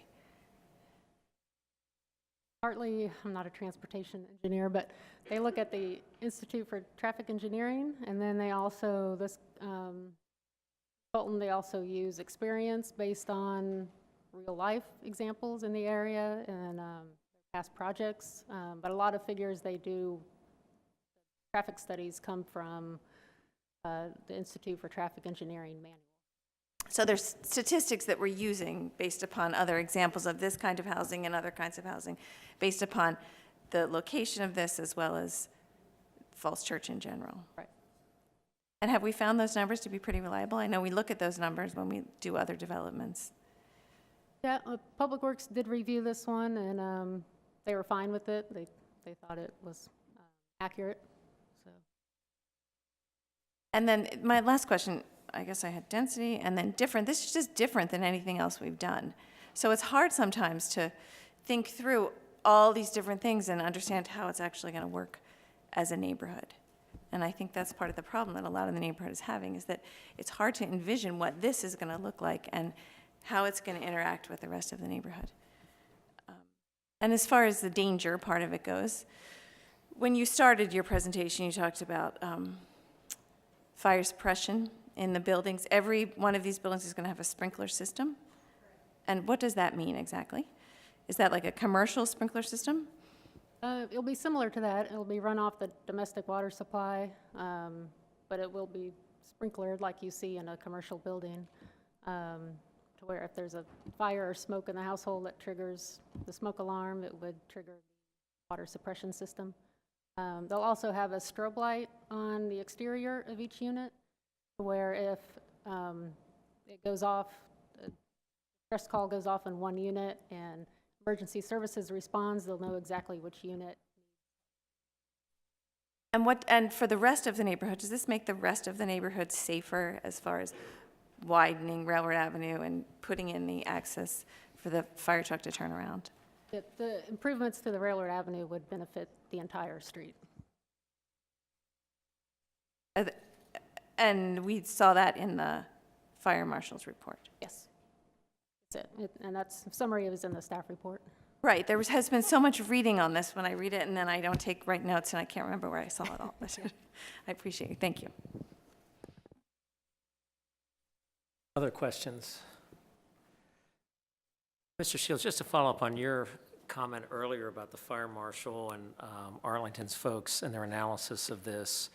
So I understand that we'll at a later point hear from folks from Arlington about this, and I know that our fire chief looked at this prospectively. In other words, looked at this road and how a fire might be dealt with before there was a fire and made a recommendation that there would not be issues. But we've got a report in here, but it really doesn't get to the full depth of what transpired on that evening, does it?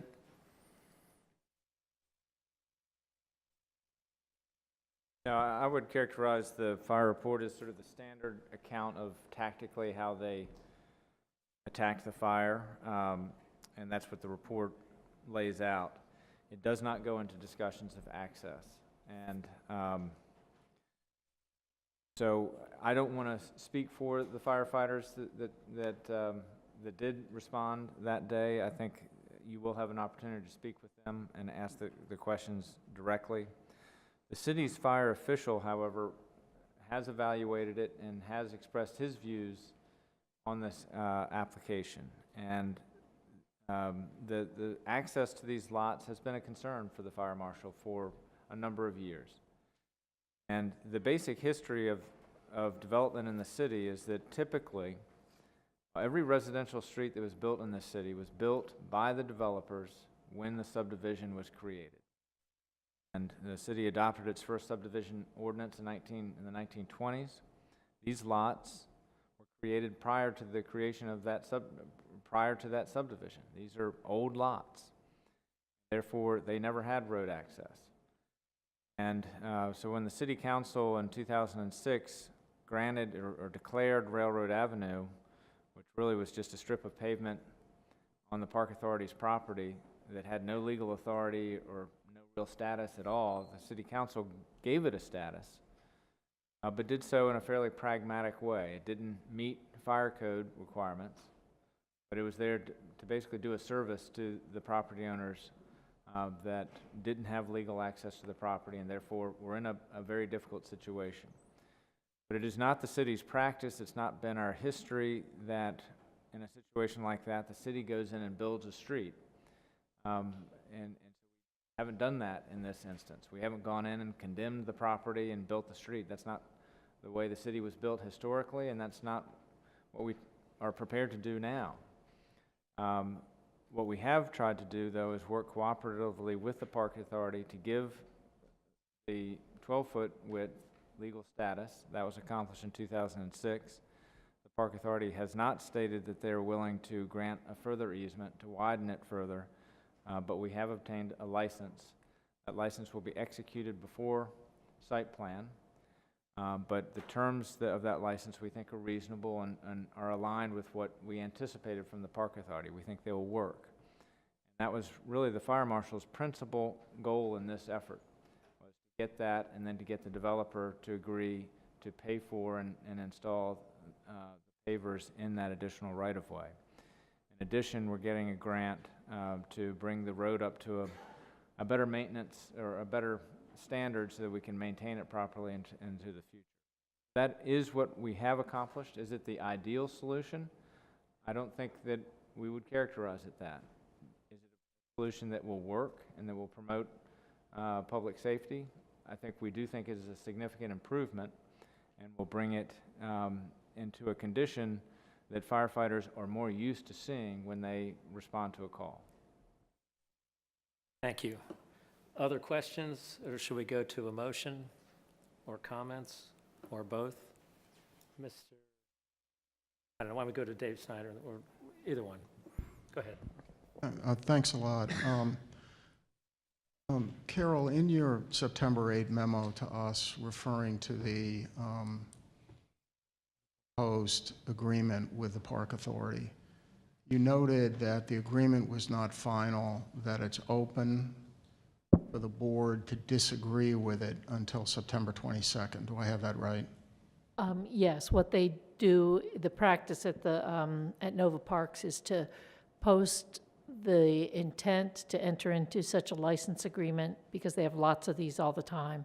And then if anyone on the board of directors can request that it be put on a meeting, but this, a meeting agenda in the future for them to look at, and if no one does that by September 22nd, it will be final and staff has authority to sign it. But the staff has consented to all of the changes that we requested be made in that agreement as they had drafted it.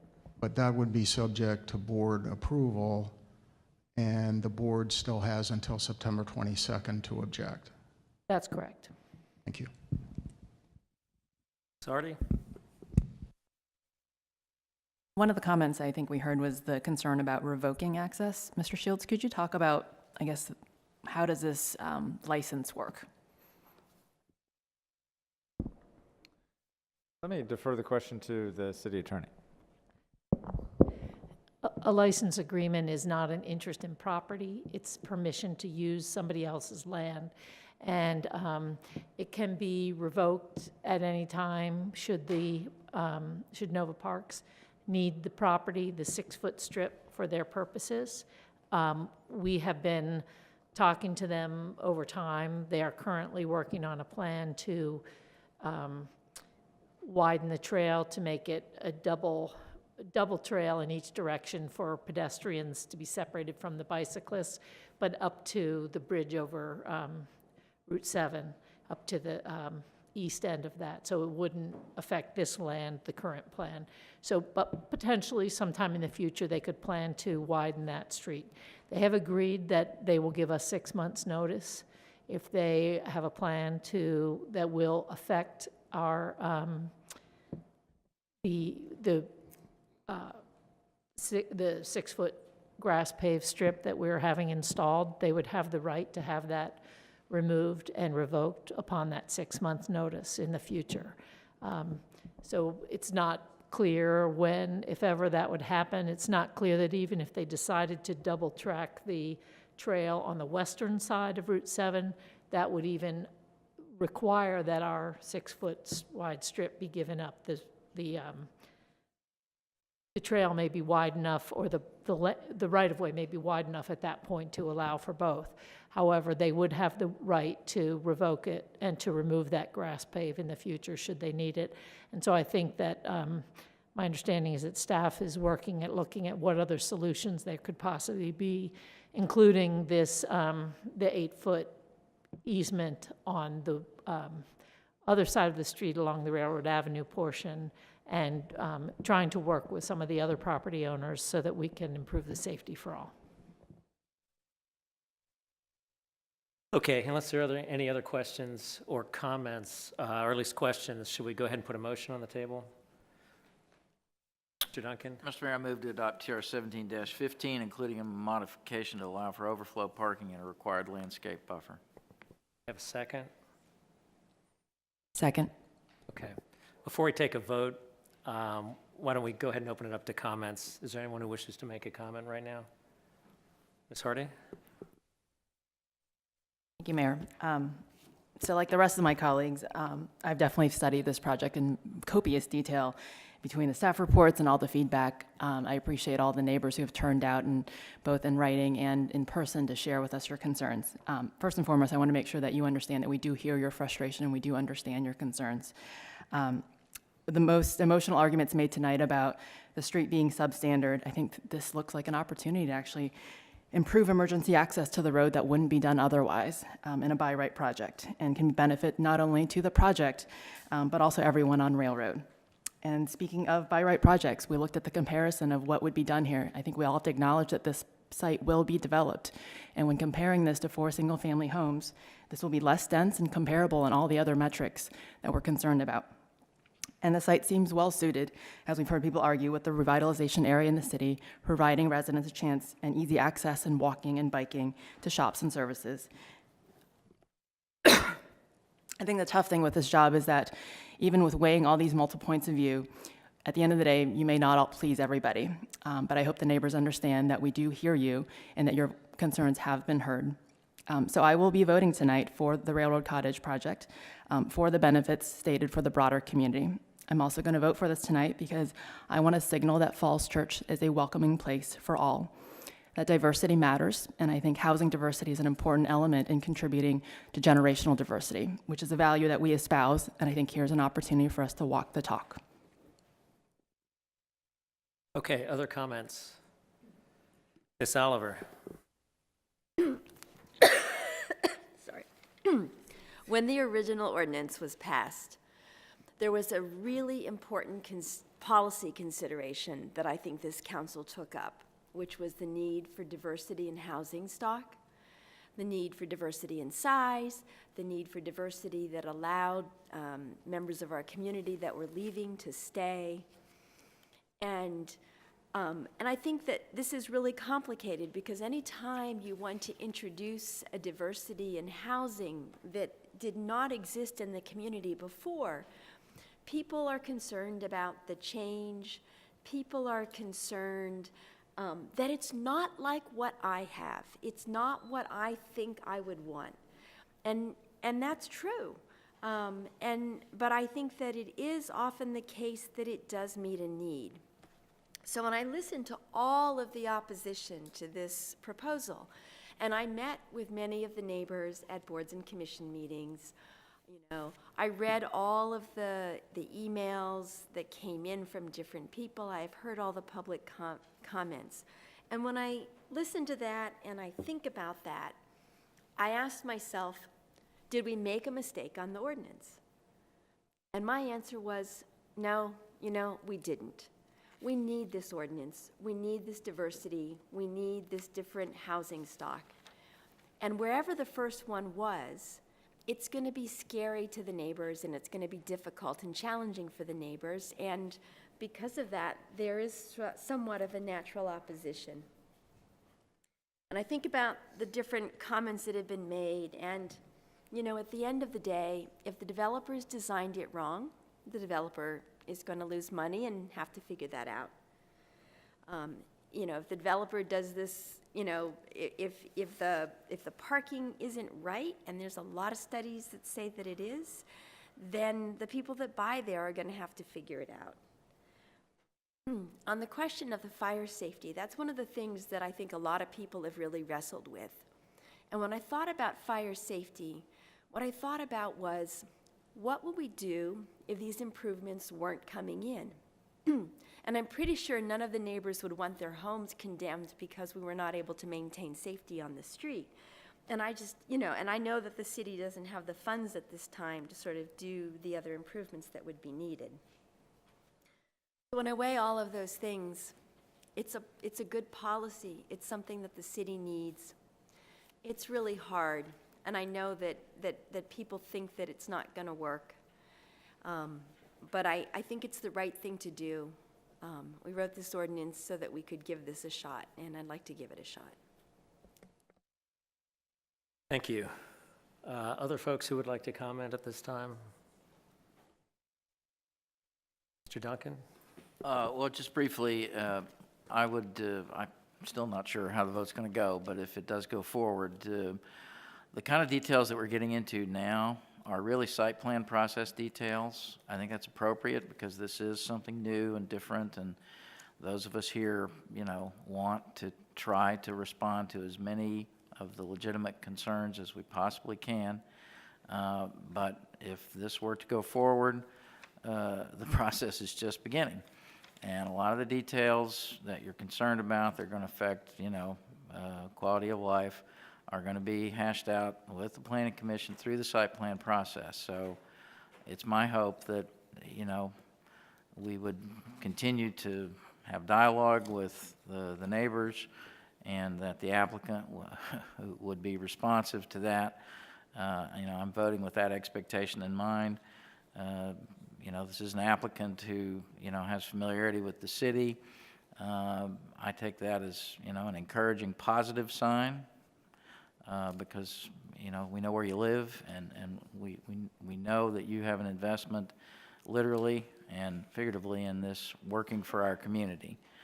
The only other thought I'd add is that, the fire response and emergency services response issue on this street is very similar to what I think we face on a lot of streets in the city. And the incident at the Dorseys, and thank God nobody was hurt, although of course it's a huge, problem to have to pick up and move out of your house and have it rebuilt and all that. We understand that and sympathize with that.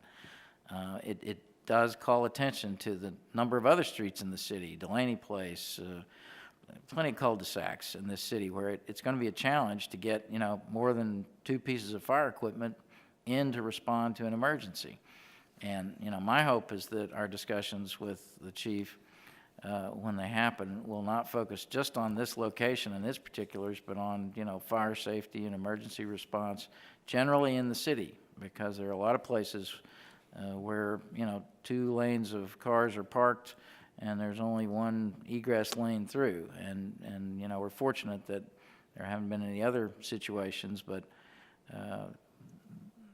this, I think, gives us an opportunity to look at fire safety more broadly across the city, and I hope that we'll do that. Mr. Z. Thank you, Mayor. This is a difficult decision to make, obviously. There's a lot of stuff in here, and there have been arms that are probably very tired at this point holding up yellow signs, but that tells me there's a lot of passion out here. When I ran for the city council last time, even though I voted in Ward 3, I committed to every door I knocked on that I would represent to the best of my ability their points and views and to hear them, and to do my best to parse the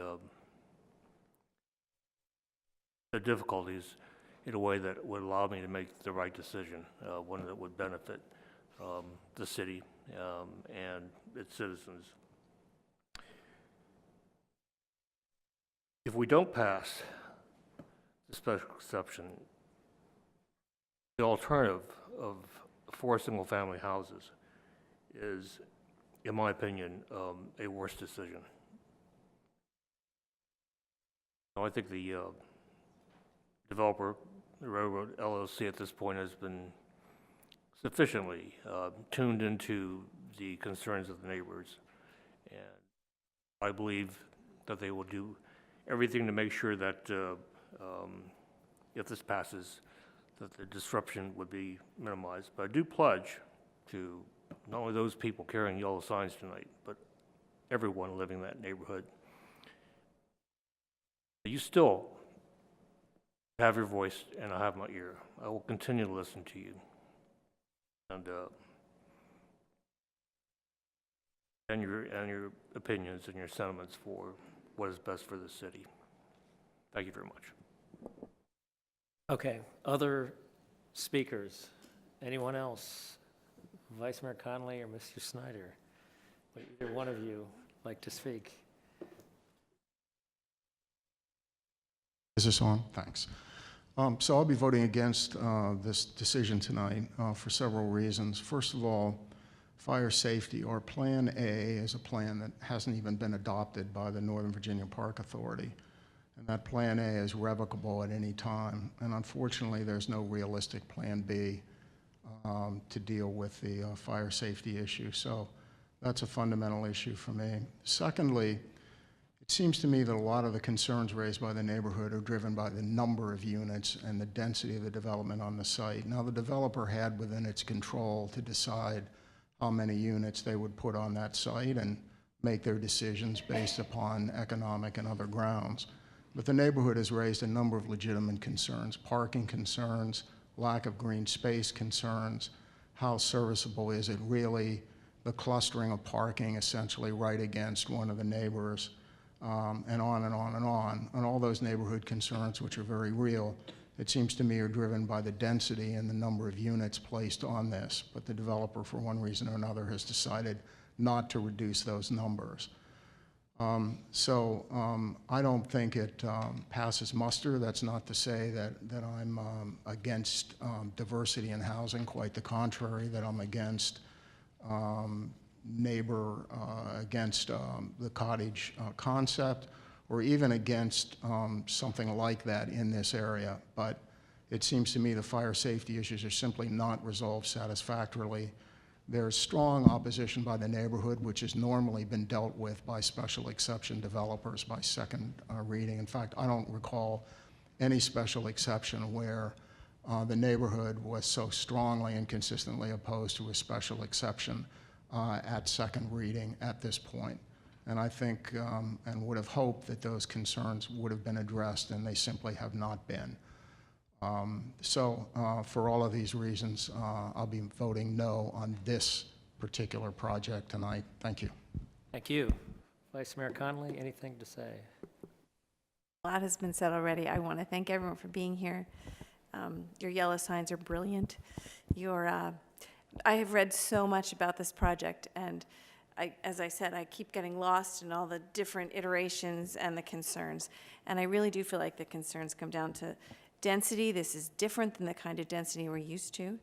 Is there danger here? And what is this going to do to the neighborhood?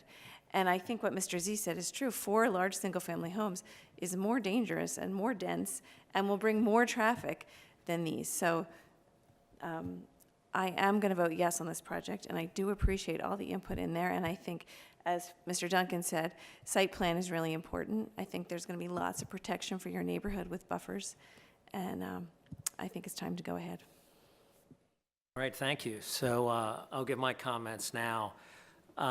In general, the idea of providing a diversity of housing, I think we can all agree upon that. I think it's a great idea to keep seniors within our community. I think the environmental components of this project are very forward-leaning, they're very progressive, and they should be lauded. But I do believe that this project is too dense for this site. The area is really not accessible to transit and commercial areas.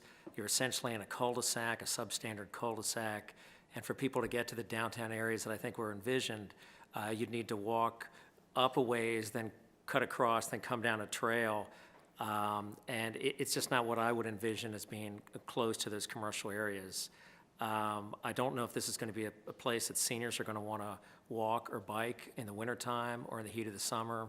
you may have issues with mud and snow and trying to get onto the place. So to me, transit is substandard here. There are other issues that were raised. The parking is something that concerns me, particularly because there's no relief valve. You know, a typical lot, you can park on the street right adjacent to the project, and occasional parking wouldn't really bother anyone. But with this project, there's no parking on the street, on Railroad Avenue. Maybe people will park who don't know any better, park briefly to go take care of someone. It's just a lot of issues, loose ends as far as parking goes. I don't like the full parking lot, essentially facing one neighbor's lot.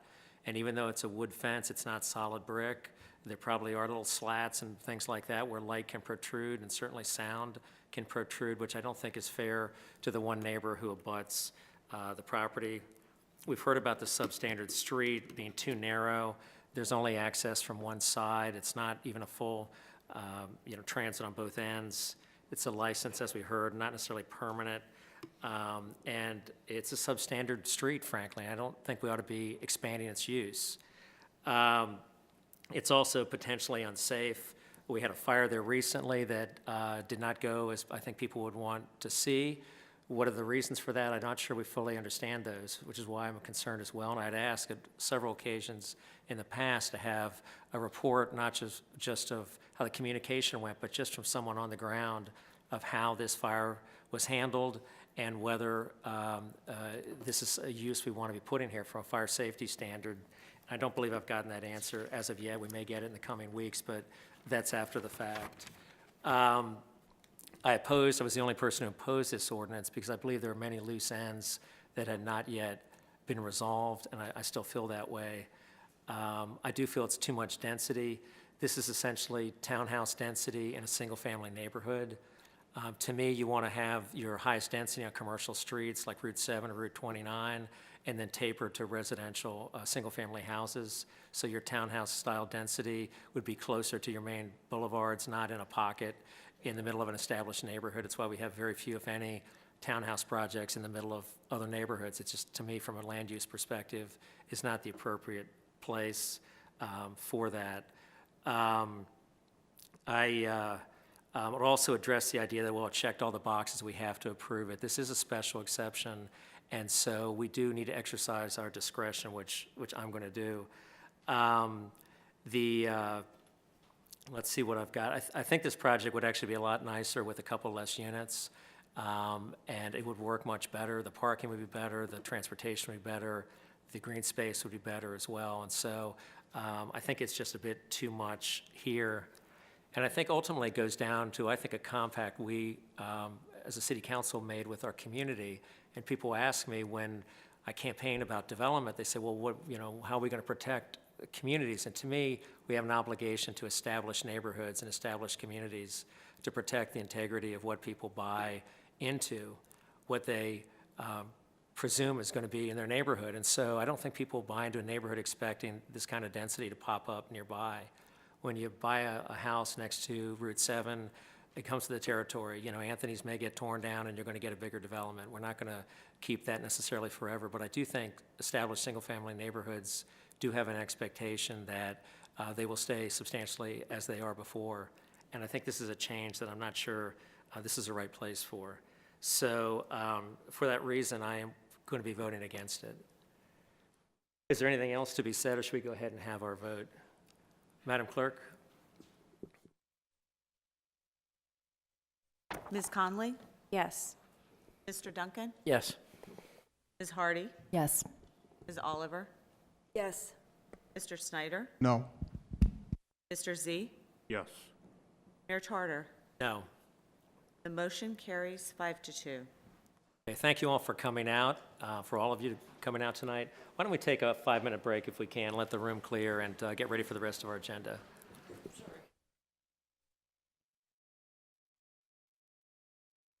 Okay, why don't we get our seats and keep on rolling? That 5-minute break has turned into a 9-minute break or thereabouts, so let's keep on rolling with the evening. We got miles to go before we sleep.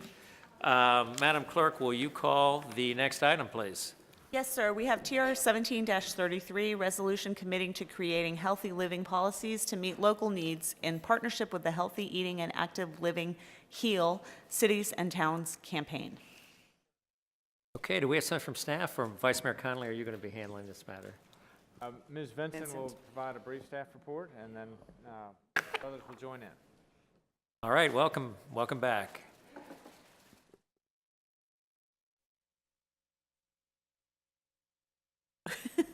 In response to a request from Vice Mayor Connolly, the city manager asked that we consider association with the Healthy Eating, Active Living campaign. This is an initiative of the Institute for Public Health Innovation in partnership with the Virginia Municipal League and the Maryland Municipal League. And it seeks to create policies to meet needs in the areas of physical activity, active transportation, land use, healthy food access, and municipal workplace wellness.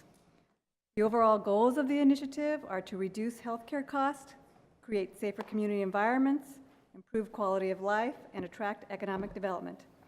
Participating localities are eligible for designation as a healthy eating, active living community. The way communities are designed can help residents' ability to make healthy choices.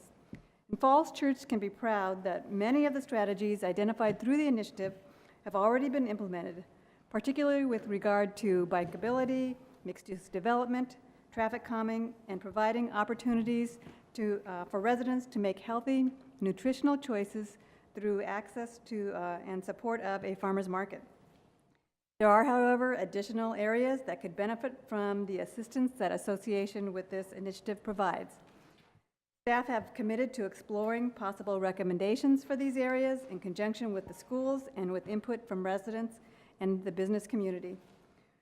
We will report back to the City Council within 6 months, and I request that the Council pass a resolution and participate in the Healthy Eating, Active Living initiative. Thank you. Are there any questions? Thank you very much. Vice Mayor Connolly.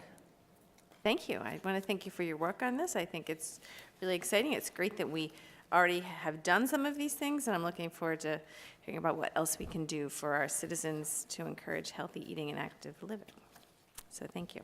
Thank you for bringing this to our attention as well, Vice Mayor Connolly. It came out of last year's Virginia Municipal League meeting, and so we appreciate your leadership on that this issue. Mr. Z? Well, thank you, Mayor. You took the words right out of my mouth here, that the leadership on this came directly from Vice Mayor Connolly, and it's not only kudos to her leading this, but to excite the city staff enough so that they've recruited a cross-departmental ad hoc committee to develop policy recommendations. So that's great that you've got the entire city working on this. Thank you. Okay, and I tell you, we're going to go ahead and actually read the resolution so the public can hear exactly what's contemplated by this. So Vice Mayor Connolly, would you do the honors? I will. I just want to say one more thing, which is that although I was the person who whispered in your ear, everyone else who attended that VML conference was also very interested. So it was the support of many that made it happen. This is a resolution committing to creating healthy living policies to meet local needs in partnership with the Healthy Eating and Active Living HEAL Cities and Towns campaign. Whereas supporting the health of residents and the local workforce through the adoption and implementation of policies promoting healthy eating and active living can reduce healthcare costs, improve health and quality of life, and attract economic development. And whereas rates of costly chronic diseases such as diabetes, heart disease, cancer, arthritis, stroke, and hypertension among both children and adults are correlated to environments with few options for healthy eating and active living. And whereas more children are being diagnosed with diseases previously seen only in adults, such as type 2 diabetes and heart disease, because they are overweight or obese. And whereas the current generation of children are expected to have shorter lives than their parents due to the consequences of obesity. And whereas the Healthy Eating Active Living campaign is an initiative of the Institute for Public Health Innovation in partnership with the Virginia Municipal League and the Maryland Municipal League. And whereas in January 2013, the Virginia Municipal League entered into a memorandum of understanding with the Institute for Public Health Innovation to work collectively on the HEAL Cities and Towns campaign. And whereas planning and creating an environment that encourages and provides access to healthy eating and active living can promote health, and whereas a commitment is needed to create environments that enable residents and municipal employees to make healthy choices safely, conveniently, and affordably, And whereas significant societal and environmental changes are needed to support individual efforts to make healthier choices, and whereas while individual lifestyle changes are necessary, individual effort alone is insufficient to achieve these changes, and whereas the City of Falls Church has the ability to improve the health of its residents and employees through making a commitment to policies and actions that promote healthy eating and active living. Now therefore be it resolved by the City Council of the City of Falls Church, Virginia, that the City of Falls Church hereby commits to identifying and creating healthy living policies in partnership with Heal Cities and Towns campaign to meet local needs in the areas of physical activity, active transportation, land use, healthy food access, and municipal workplace wellness. Okay, and did you move that as well? I didn't, but I'll move to adopt TR 17-33. All right, do we have a second? Second. All right, Madam Clerk? Ms. Conley? Yes. Mr. Duncan? Yes. Ms. Hardy? Yes. Ms. Oliver? Yes. Mr. Snyder? Yes. Mr. Z? Yes. Mayor Tarter? Yes. Motion carries 7-0. Thank you, council. Thank you all very much. Let's move on to the Mayor, next could I item. make a quick comment? Yes, of course. So since we just adopted the HEAL resolution, I wanted to remind council and staff as well as invite the community to join the Education Foundation in the annual Run for the Schools on Sunday morning at 8 o'clock. I think we had a great turnout last year, so we'd love to see great participation again this year. All righty, and thank you for organizing the council team as you did last year, so we greatly appreciate it. Thank you, council. Thank you. All right, Madam Clerk. Yes, we have two items to be considered together. The first one is TR 17-35, resolution to approve the comprehensive agreement between the City of Falls Church Community Residents, Inc. and Community Havens, Inc., property affiliate of Community Residents. Says to include the sale of city property and design, construction, and operation of a residential group home located at 366 North Washington Street, Miller House. And we also have TO 17-14, which is an ordinance authorizing the sale to Community Havens, Inc. of city-owned property at 366 North Washington Street, Miller House. All right, I tell you, given the late hour and the fact we just heard this at a work session, I think a week ago, if memory serves, maybe we could have an abbreviated staff report focusing on any changes that might have occurred since our work session, if any. There have been no changes. Okay. We do have the executive director this evening from Community Okay. Residences, but there have been no changes. All right. Would you like to make some brief remarks so the public understands what we're doing tonight? Maybe I'll just say a few things real briefly. Ms. Lewis has been working with community residences, and Mr. Ginsburg is here with us tonight. We're very pleased to be at this point after a pretty long time of working together to try to reach a conclusion. Basically, let me ask Ms. Lewis, maybe just to say very briefly what this agreement accomplishes. There are two actions. One is to approve a comprehensive agreement with community residences, and second is to authorize the sale of property to community residences. We would ask that both be referred to the Planning Commission, and then they'll come back to you for final action in October. Just briefly, so the comprehensive agreement sets out the terms of the sale, and the ordinance, your second thing that we're asking you to do is to approve the ordinance for the authorization of the sale. So that's basically the two items that we are asking you to do. And the comprehensive agreement is final since the last work session. So the two actions, we're going to refer these out to the Planning Commission. Both will come back to City Council for final approval. So this is not final action. It's somewhat like Yeah. a first reading in some regards to this. And the comprehensive agreement essentially will allow us to turn the property over, to allow it to be for group home that gives priority to Falls Church residents. And if for some reason it fails to be used for that purpose, the land can come back to the city to be utilized by the city for that purpose or another purpose. Is that generally? That's generally correct, and to the extent that community residences or community havens, I think, who will hold the property, it defaults on any loan. Any loan would have to be approved by the city, and the city would have a right to cure. If the city has to step in and cure a default on the loan, then the city would also get the property back. So the sale would also include deed covenants that require this use. That is, as housing for low and moderate income disabled persons. And the low and moderate income is determined based on the individuals who reside at the home, not their parents. They would be adults, so it would be their own income. And so many of these disabled adults do qualify as low and moderate income and would receive Medicaid services to help pay for this. Okay, great. Are there any questions or comments from council? Vice Mayor Connolly.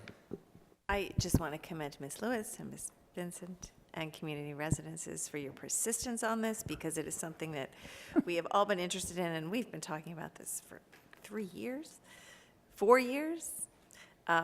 So thank you for persisting, and I'm glad that we've gotten to this point where we're able to do this for citizens in Falls Church.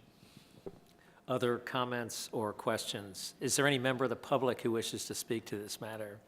Seeing none, the matter is closed to the public. I will echo those compliments. It's a need that I think will be greatly appreciated here in our community. We've heard from folks who are, I think, very eager to have this facility open, and I think all of us on council are as well. And so I'm delighted that we've all come together in a way that I think can really benefit some of our most neediest citizens. So our compliments and thanks to all of you as well. With that, are we prepared to make a motion? Mr. Mayor, I'll move approval of TR 17-35 on first reading, is it? Or I'm sorry. There's a motion on the staff report, sorry. Motion to grant first reading for TO 17-14. No, 17-35 is first on our list. No, so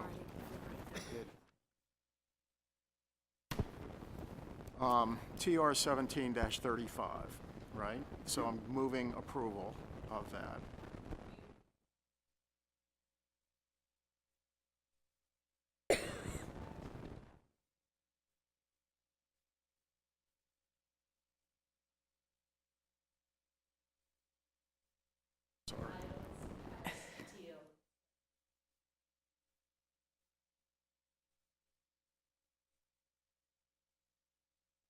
So the motion contains two actions, the proposed motion, and I wanted to make sure that's appropriate. Ordinarily, we move one thing and then the other, but you're saying we move both at the same time.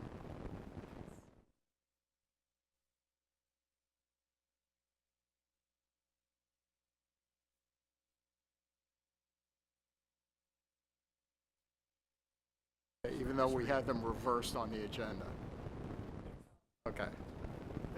All right, fine. All right, so I'll follow your...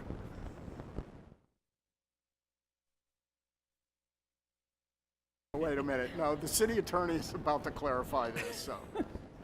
All right, I'll read the motion. I move to grant first reading for TO 7-14, refer to the Planning Commission, Housing Commission, and Human Services Advisory Council, and schedule second reading and public hearing for TO 17-14 and consideration of TR 17-35 for October 23, 2017, and advertise the same according to law. Okay, do we have a second? Second. Okay, Madam Clerk? Ms. Connolly? Yes. Mr. Duncan? Yes. Ms. Hardy? Yes. Ms. Oliver? Yes. Mr. Snyder? Yes. Mr. Z? Yes. Mayor Tarter? Yes. And the motion carries 7-0. Congratulations. Thank you. All right, let's move on to the next item. We have TR 17-34, resolution authorizing the city manager to execute a local combined with Arlington County, Virginia Juvenile Community Crime Control Act, VJCCCA plan. All righty. And Ms. Vincent, Mr. Shields, Ms. Lewis, whoever wants to. All right. There have been no changes since last time. Okay. Are there any questions? Are there any comments? Is there any member of the public who wishes to speak to this matter? Seeing none, the matter is closed to the public. Is there anything that anyone on council would like to say, or we're going to have a motion? Yes, of course. Thank you for working with Arlington County to work this out. And I'm glad we're doing it. Okay. Would you like to say anything else? A motion, perhaps? I'll move to, I don't have it. Adopt. Sorry. I move to adopt 17-34. Okay, do we have a second? Second. All right, Madam Clerk? Was that Ms. Oliver on the second? Okay, thank you. Ms. Conley? Yes. Mr. Duncan? Yes. Ms. Hardy? Yes. Ms. Oliver? Yes. Mr. Snyder? Yes.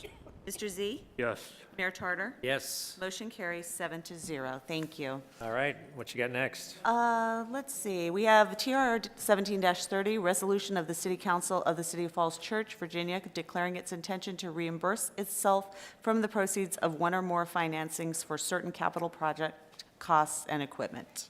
Thank you, Ms. Mr. Bowell. Mayor, Well, you yes. may want to Make get a motion to go beyond. past 10 o'clock. It is 9:59. Mr. Mayor, I move to extend the meeting past 10 o'clock. We may be able to get done before that if we hurry, but, all right. We have a second? Yes. All in favor? Aye. Aye. Opposed, abstentions, we will continue. All right, Ms. Bowell.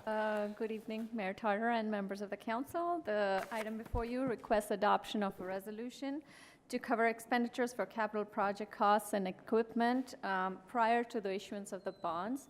Following up on the capital program that was adopted fiscal year 18 to 22. There were certain projects that we are ready to incur costs on now. However, the bonds will be issued in early spring. So this resolution seeks your approval to start incurring those expenditures. In fact, your next item is for replacement of voting equipment. And so there will be we'll use our coffers now, the fund balance, and refund ourselves once the bond proceeds come. So no net impact to the general fund for the fiscal year.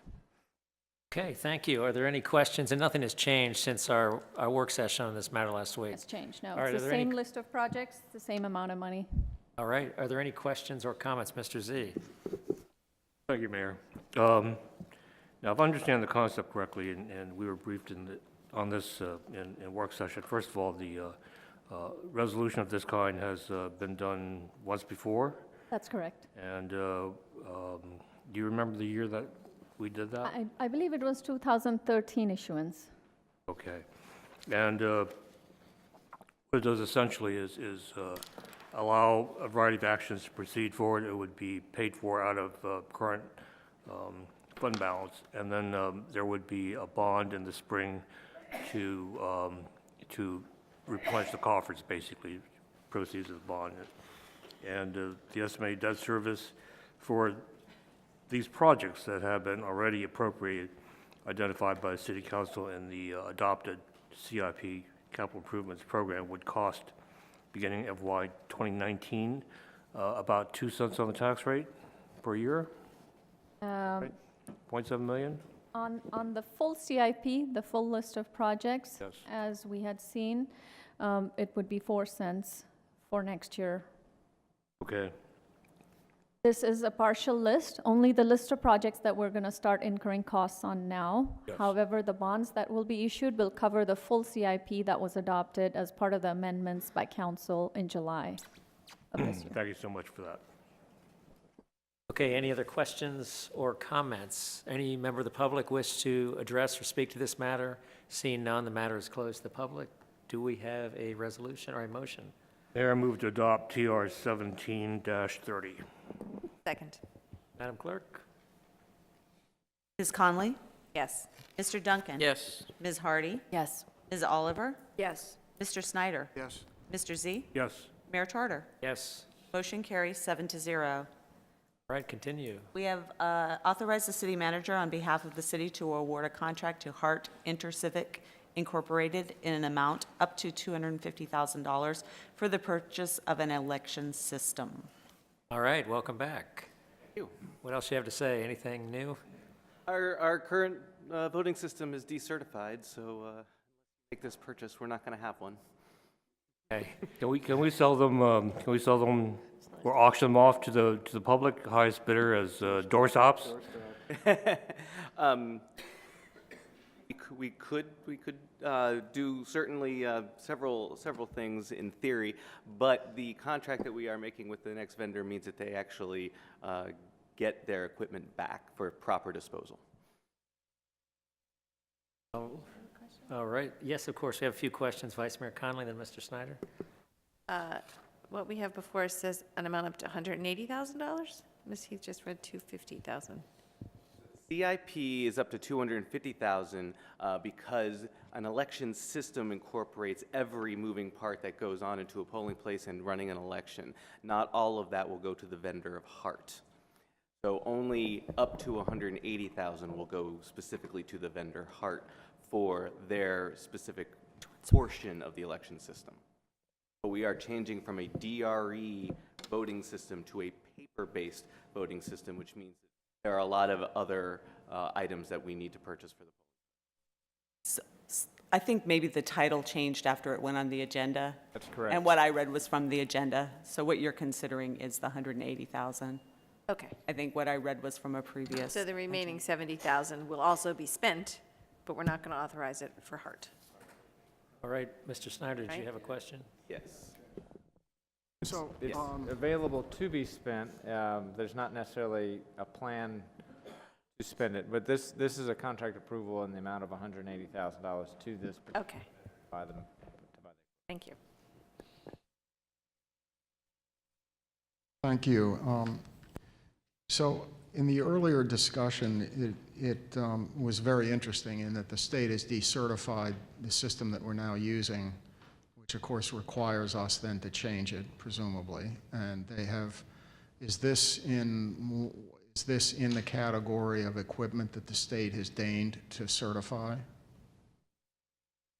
Yes. There's only 4 systems that have gone through federal certification and state certification that are available to the City of Falls Church for purchase. And the current vendor that that the Electoral Board has selected is one of those. Is this the best system and the lowest price for the best system among those 4? We have not received updated quotes from the other vendors. My understanding is that we are going through the best practicable concept of purchasing from a vendor, and we know that our current vendor not only knows our current system and how to use it. We were also very concerned about ADA accessibility, and the new system of the 4 systems that we're getting from Hart is most like the last system for ADA accessibility, so that our disabled voters will be able to easily transition to the new system. That weighed heavily on the Electoral Board decision to continue with the current system.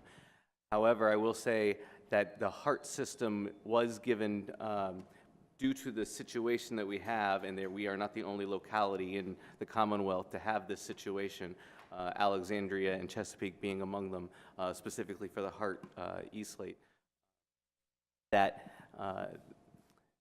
they have given us a 10% discount over what they were going to charge us a year ago for the same system. And Madam City Attorney, does this comply with the applicable procurement laws? Yes, I've reviewed this with the purchasing agent, and he assured me that it's all been done correctly. And a big issue here is we're trying to meet a deadline because we have a looming election, and the state was very late to take the decertification action. Is that right? Thank you very much. All right, any other comments, questions? Any member of the public wish to speak to this matter? Seeing none, the matter is closed to the public. Do we have a motion? I move to authorize the city manager on behalf of the city to award a contract to Hart InterCivic, Inc. in an amount of up to $180,000 for the purchase of an election system. Second. All right, Madam Clerk? Ms. Conley? Yes. Mr. Duncan? Yes. Ms. Hardy? Yes. Ms. Oliver? Yes. Mr. Snyder? Yes. Mr. Z? Yes. Mayor Tarter? Yes. Motion carries 7-0. Thank you. All right. There doesn't look like there's any consent agenda items this evening. All right. Is there any other business or business not on the agenda? All right. Any standing and regional committee or council liaison reports? Okay. Just Mic's off. Ms. Mester's still here. The cable television folks are coming in as planned at our next Monday work session. Is that correct? Could you just maybe walk us through a little bit of what we're going to anticipate hearing and doing in regards to that? Certainly. Yes, it is my understanding that the Falls Church Cable Access Board members will be attending the work session. This is a follow-up to the request for council on August 14th for a more detailed work session. I have heard from several that they're attending. I don't know if we have 100% yet on that. The plan would be to provide council the process forward report again that I did a quick overview at the August 14th council meeting. Supplement that with the Access Board's report that they provided you that evening, with my ability to crosswalk that with the process forward recommendation, highlighting the recommendations and seek direction for steps going forward based on the recommendations that I've provided in the final report. Could I ask the mayor, I mean, it's no big secret that some members of the Cable Television Board are not happy with the nature of things. Is this going to be an opportunity for members of that board to speak with the council in a work session format? Is that what's contemplated? Why don't we discuss a little bit more how the actual mechanics that'll work at the mayor's meeting on Wednesday, and we can try to figure out how to mechanically. Okay. I certainly want to have them be able to be heard. Whether we'll have a free-for-all for the whole board, I don't know. I think we should just discuss it and figure out how we can put it together in an effective way to get their thoughts across, but keep our meeting running in a timely Okay. fashion. Well, I let some of the board members know that I would raise it tonight, so I will let them know that it'll be discussed Wednesday, and before the meeting Monday, there'll be some understanding of how the thing will roll out. Okay, thanks. All right. Anyone else have anything? If not, any council member comments that weren't made earlier? Okay, we have 2 minutes on the agenda tonight. Mayor, I've got some comments to make. Excuse me? I have some comments. Oh, I'm sorry. My apologies. Oh, that's okay. Like Mr. Duncan here, I've promised some people I would give this some air that on September 22nd, coming up soon, the Washington Metropolitan Council Government's Commuter Connections Program, along with the Mid-Atlantic American Lung Association, have urged all drivers to go car-free on that day, or at least car-free or car light. I don't know what car light is, but I assume that means you carpool or maybe don't only drive halfway to work. And all those who take this pledge that's online, carfreemetrodc.com, will get a buy one, get one free Chipotle certificate. So it's Now you're talking. Let's hear more. I want to hear more about that. My kids will go car-free that day too, I imagine. Lose my week They're this not year. old enough to drive. Did you wish to say something more about that? Since you brought up that great opportunity, I just wanted to highlight for council that we're putting a campaign together for that day for employees to encourage us all to be car-free and build upon our TDM efforts within the city and our workforce. Great. Great collaboration. And thank you, that's great. And one more thing, being the self-appointed environmental guy on council, that October coming up is National Energy Awareness Month. So as we signed a pledge, the mayor did, that said basically we're still in. This is perhaps an opportunity for us to take a look at perhaps some training for the staff, or make workshops available for the public. This is certainly not a blue or green issue, blue or red issue. That this was first proclaimed by President George Bush in September 1991, and since then has grown to encompass these kinds of activities worldwide. Thank you. No Chipotle here. Okay. No free food. Hey, Saturday, right, is the Fall Festival? That's right. Last year we did, didn't we do some sort of council thing, table, come beat up on the council at the Fall Festival? Are we doing that again? Not doing that again? It's come beat up on the council members who are running in the. Oh, that's why, of course. Okay, so we're. Is there a place we could sit down and hang out? Like, I think there's usually a staff table. Yeah, we or there have a was. table. Info booth that. Are we going to have information about the referendum there, like we did at the tailgate, which was good, by the way? We are planning to have that at the information. But let me follow up. If there's a desire for a council tent, then Talk with Chris and just make sure that real estate is parceled out. I don't know. that. There is Make it- enough room. We can make it happen. We didn't, The tent's big enough for all we of us? didn't have a separate We'll have a tent big last year, tent. did we? We just had like an hour where we convened at. Yeah. Anyway, just, unless it rains, hopefully we'll have a good crowd, and expect most of us will be there, so. All right. Unless, Ms. Oliver. Budget and Finance Committee is meeting on Friday, September 22nd at 7:30 a.m. All right. Okay, is there anything else, or should we move on to the minutes, approval of minutes? You read the March 13th last time and had corrections, Mr. Duncan. They were just moved because there weren't enough people here. I'm going to move to approve the minutes of March 13th, 2017. Second. Second? We have a second, all in favor? Aye. Opposed, abstentions? All right, how about the next ones? June 27th? To approve the minutes of June 27th as well. Right, do we have any corrections? June 27th, 2016. 2016. Second. All right, we have a second. Okay, does anyone remember back that far? You do, okay, good. All right, let's go ahead, we have a motion on the table. All in favor? Aye. Opposed? Abstentions? All right, ayes have it. Is there anything else we should be talking about this evening? Or do we have a motion to adjourn? Move to adjourn. All right, let's do it. We are adjourned. Good evening.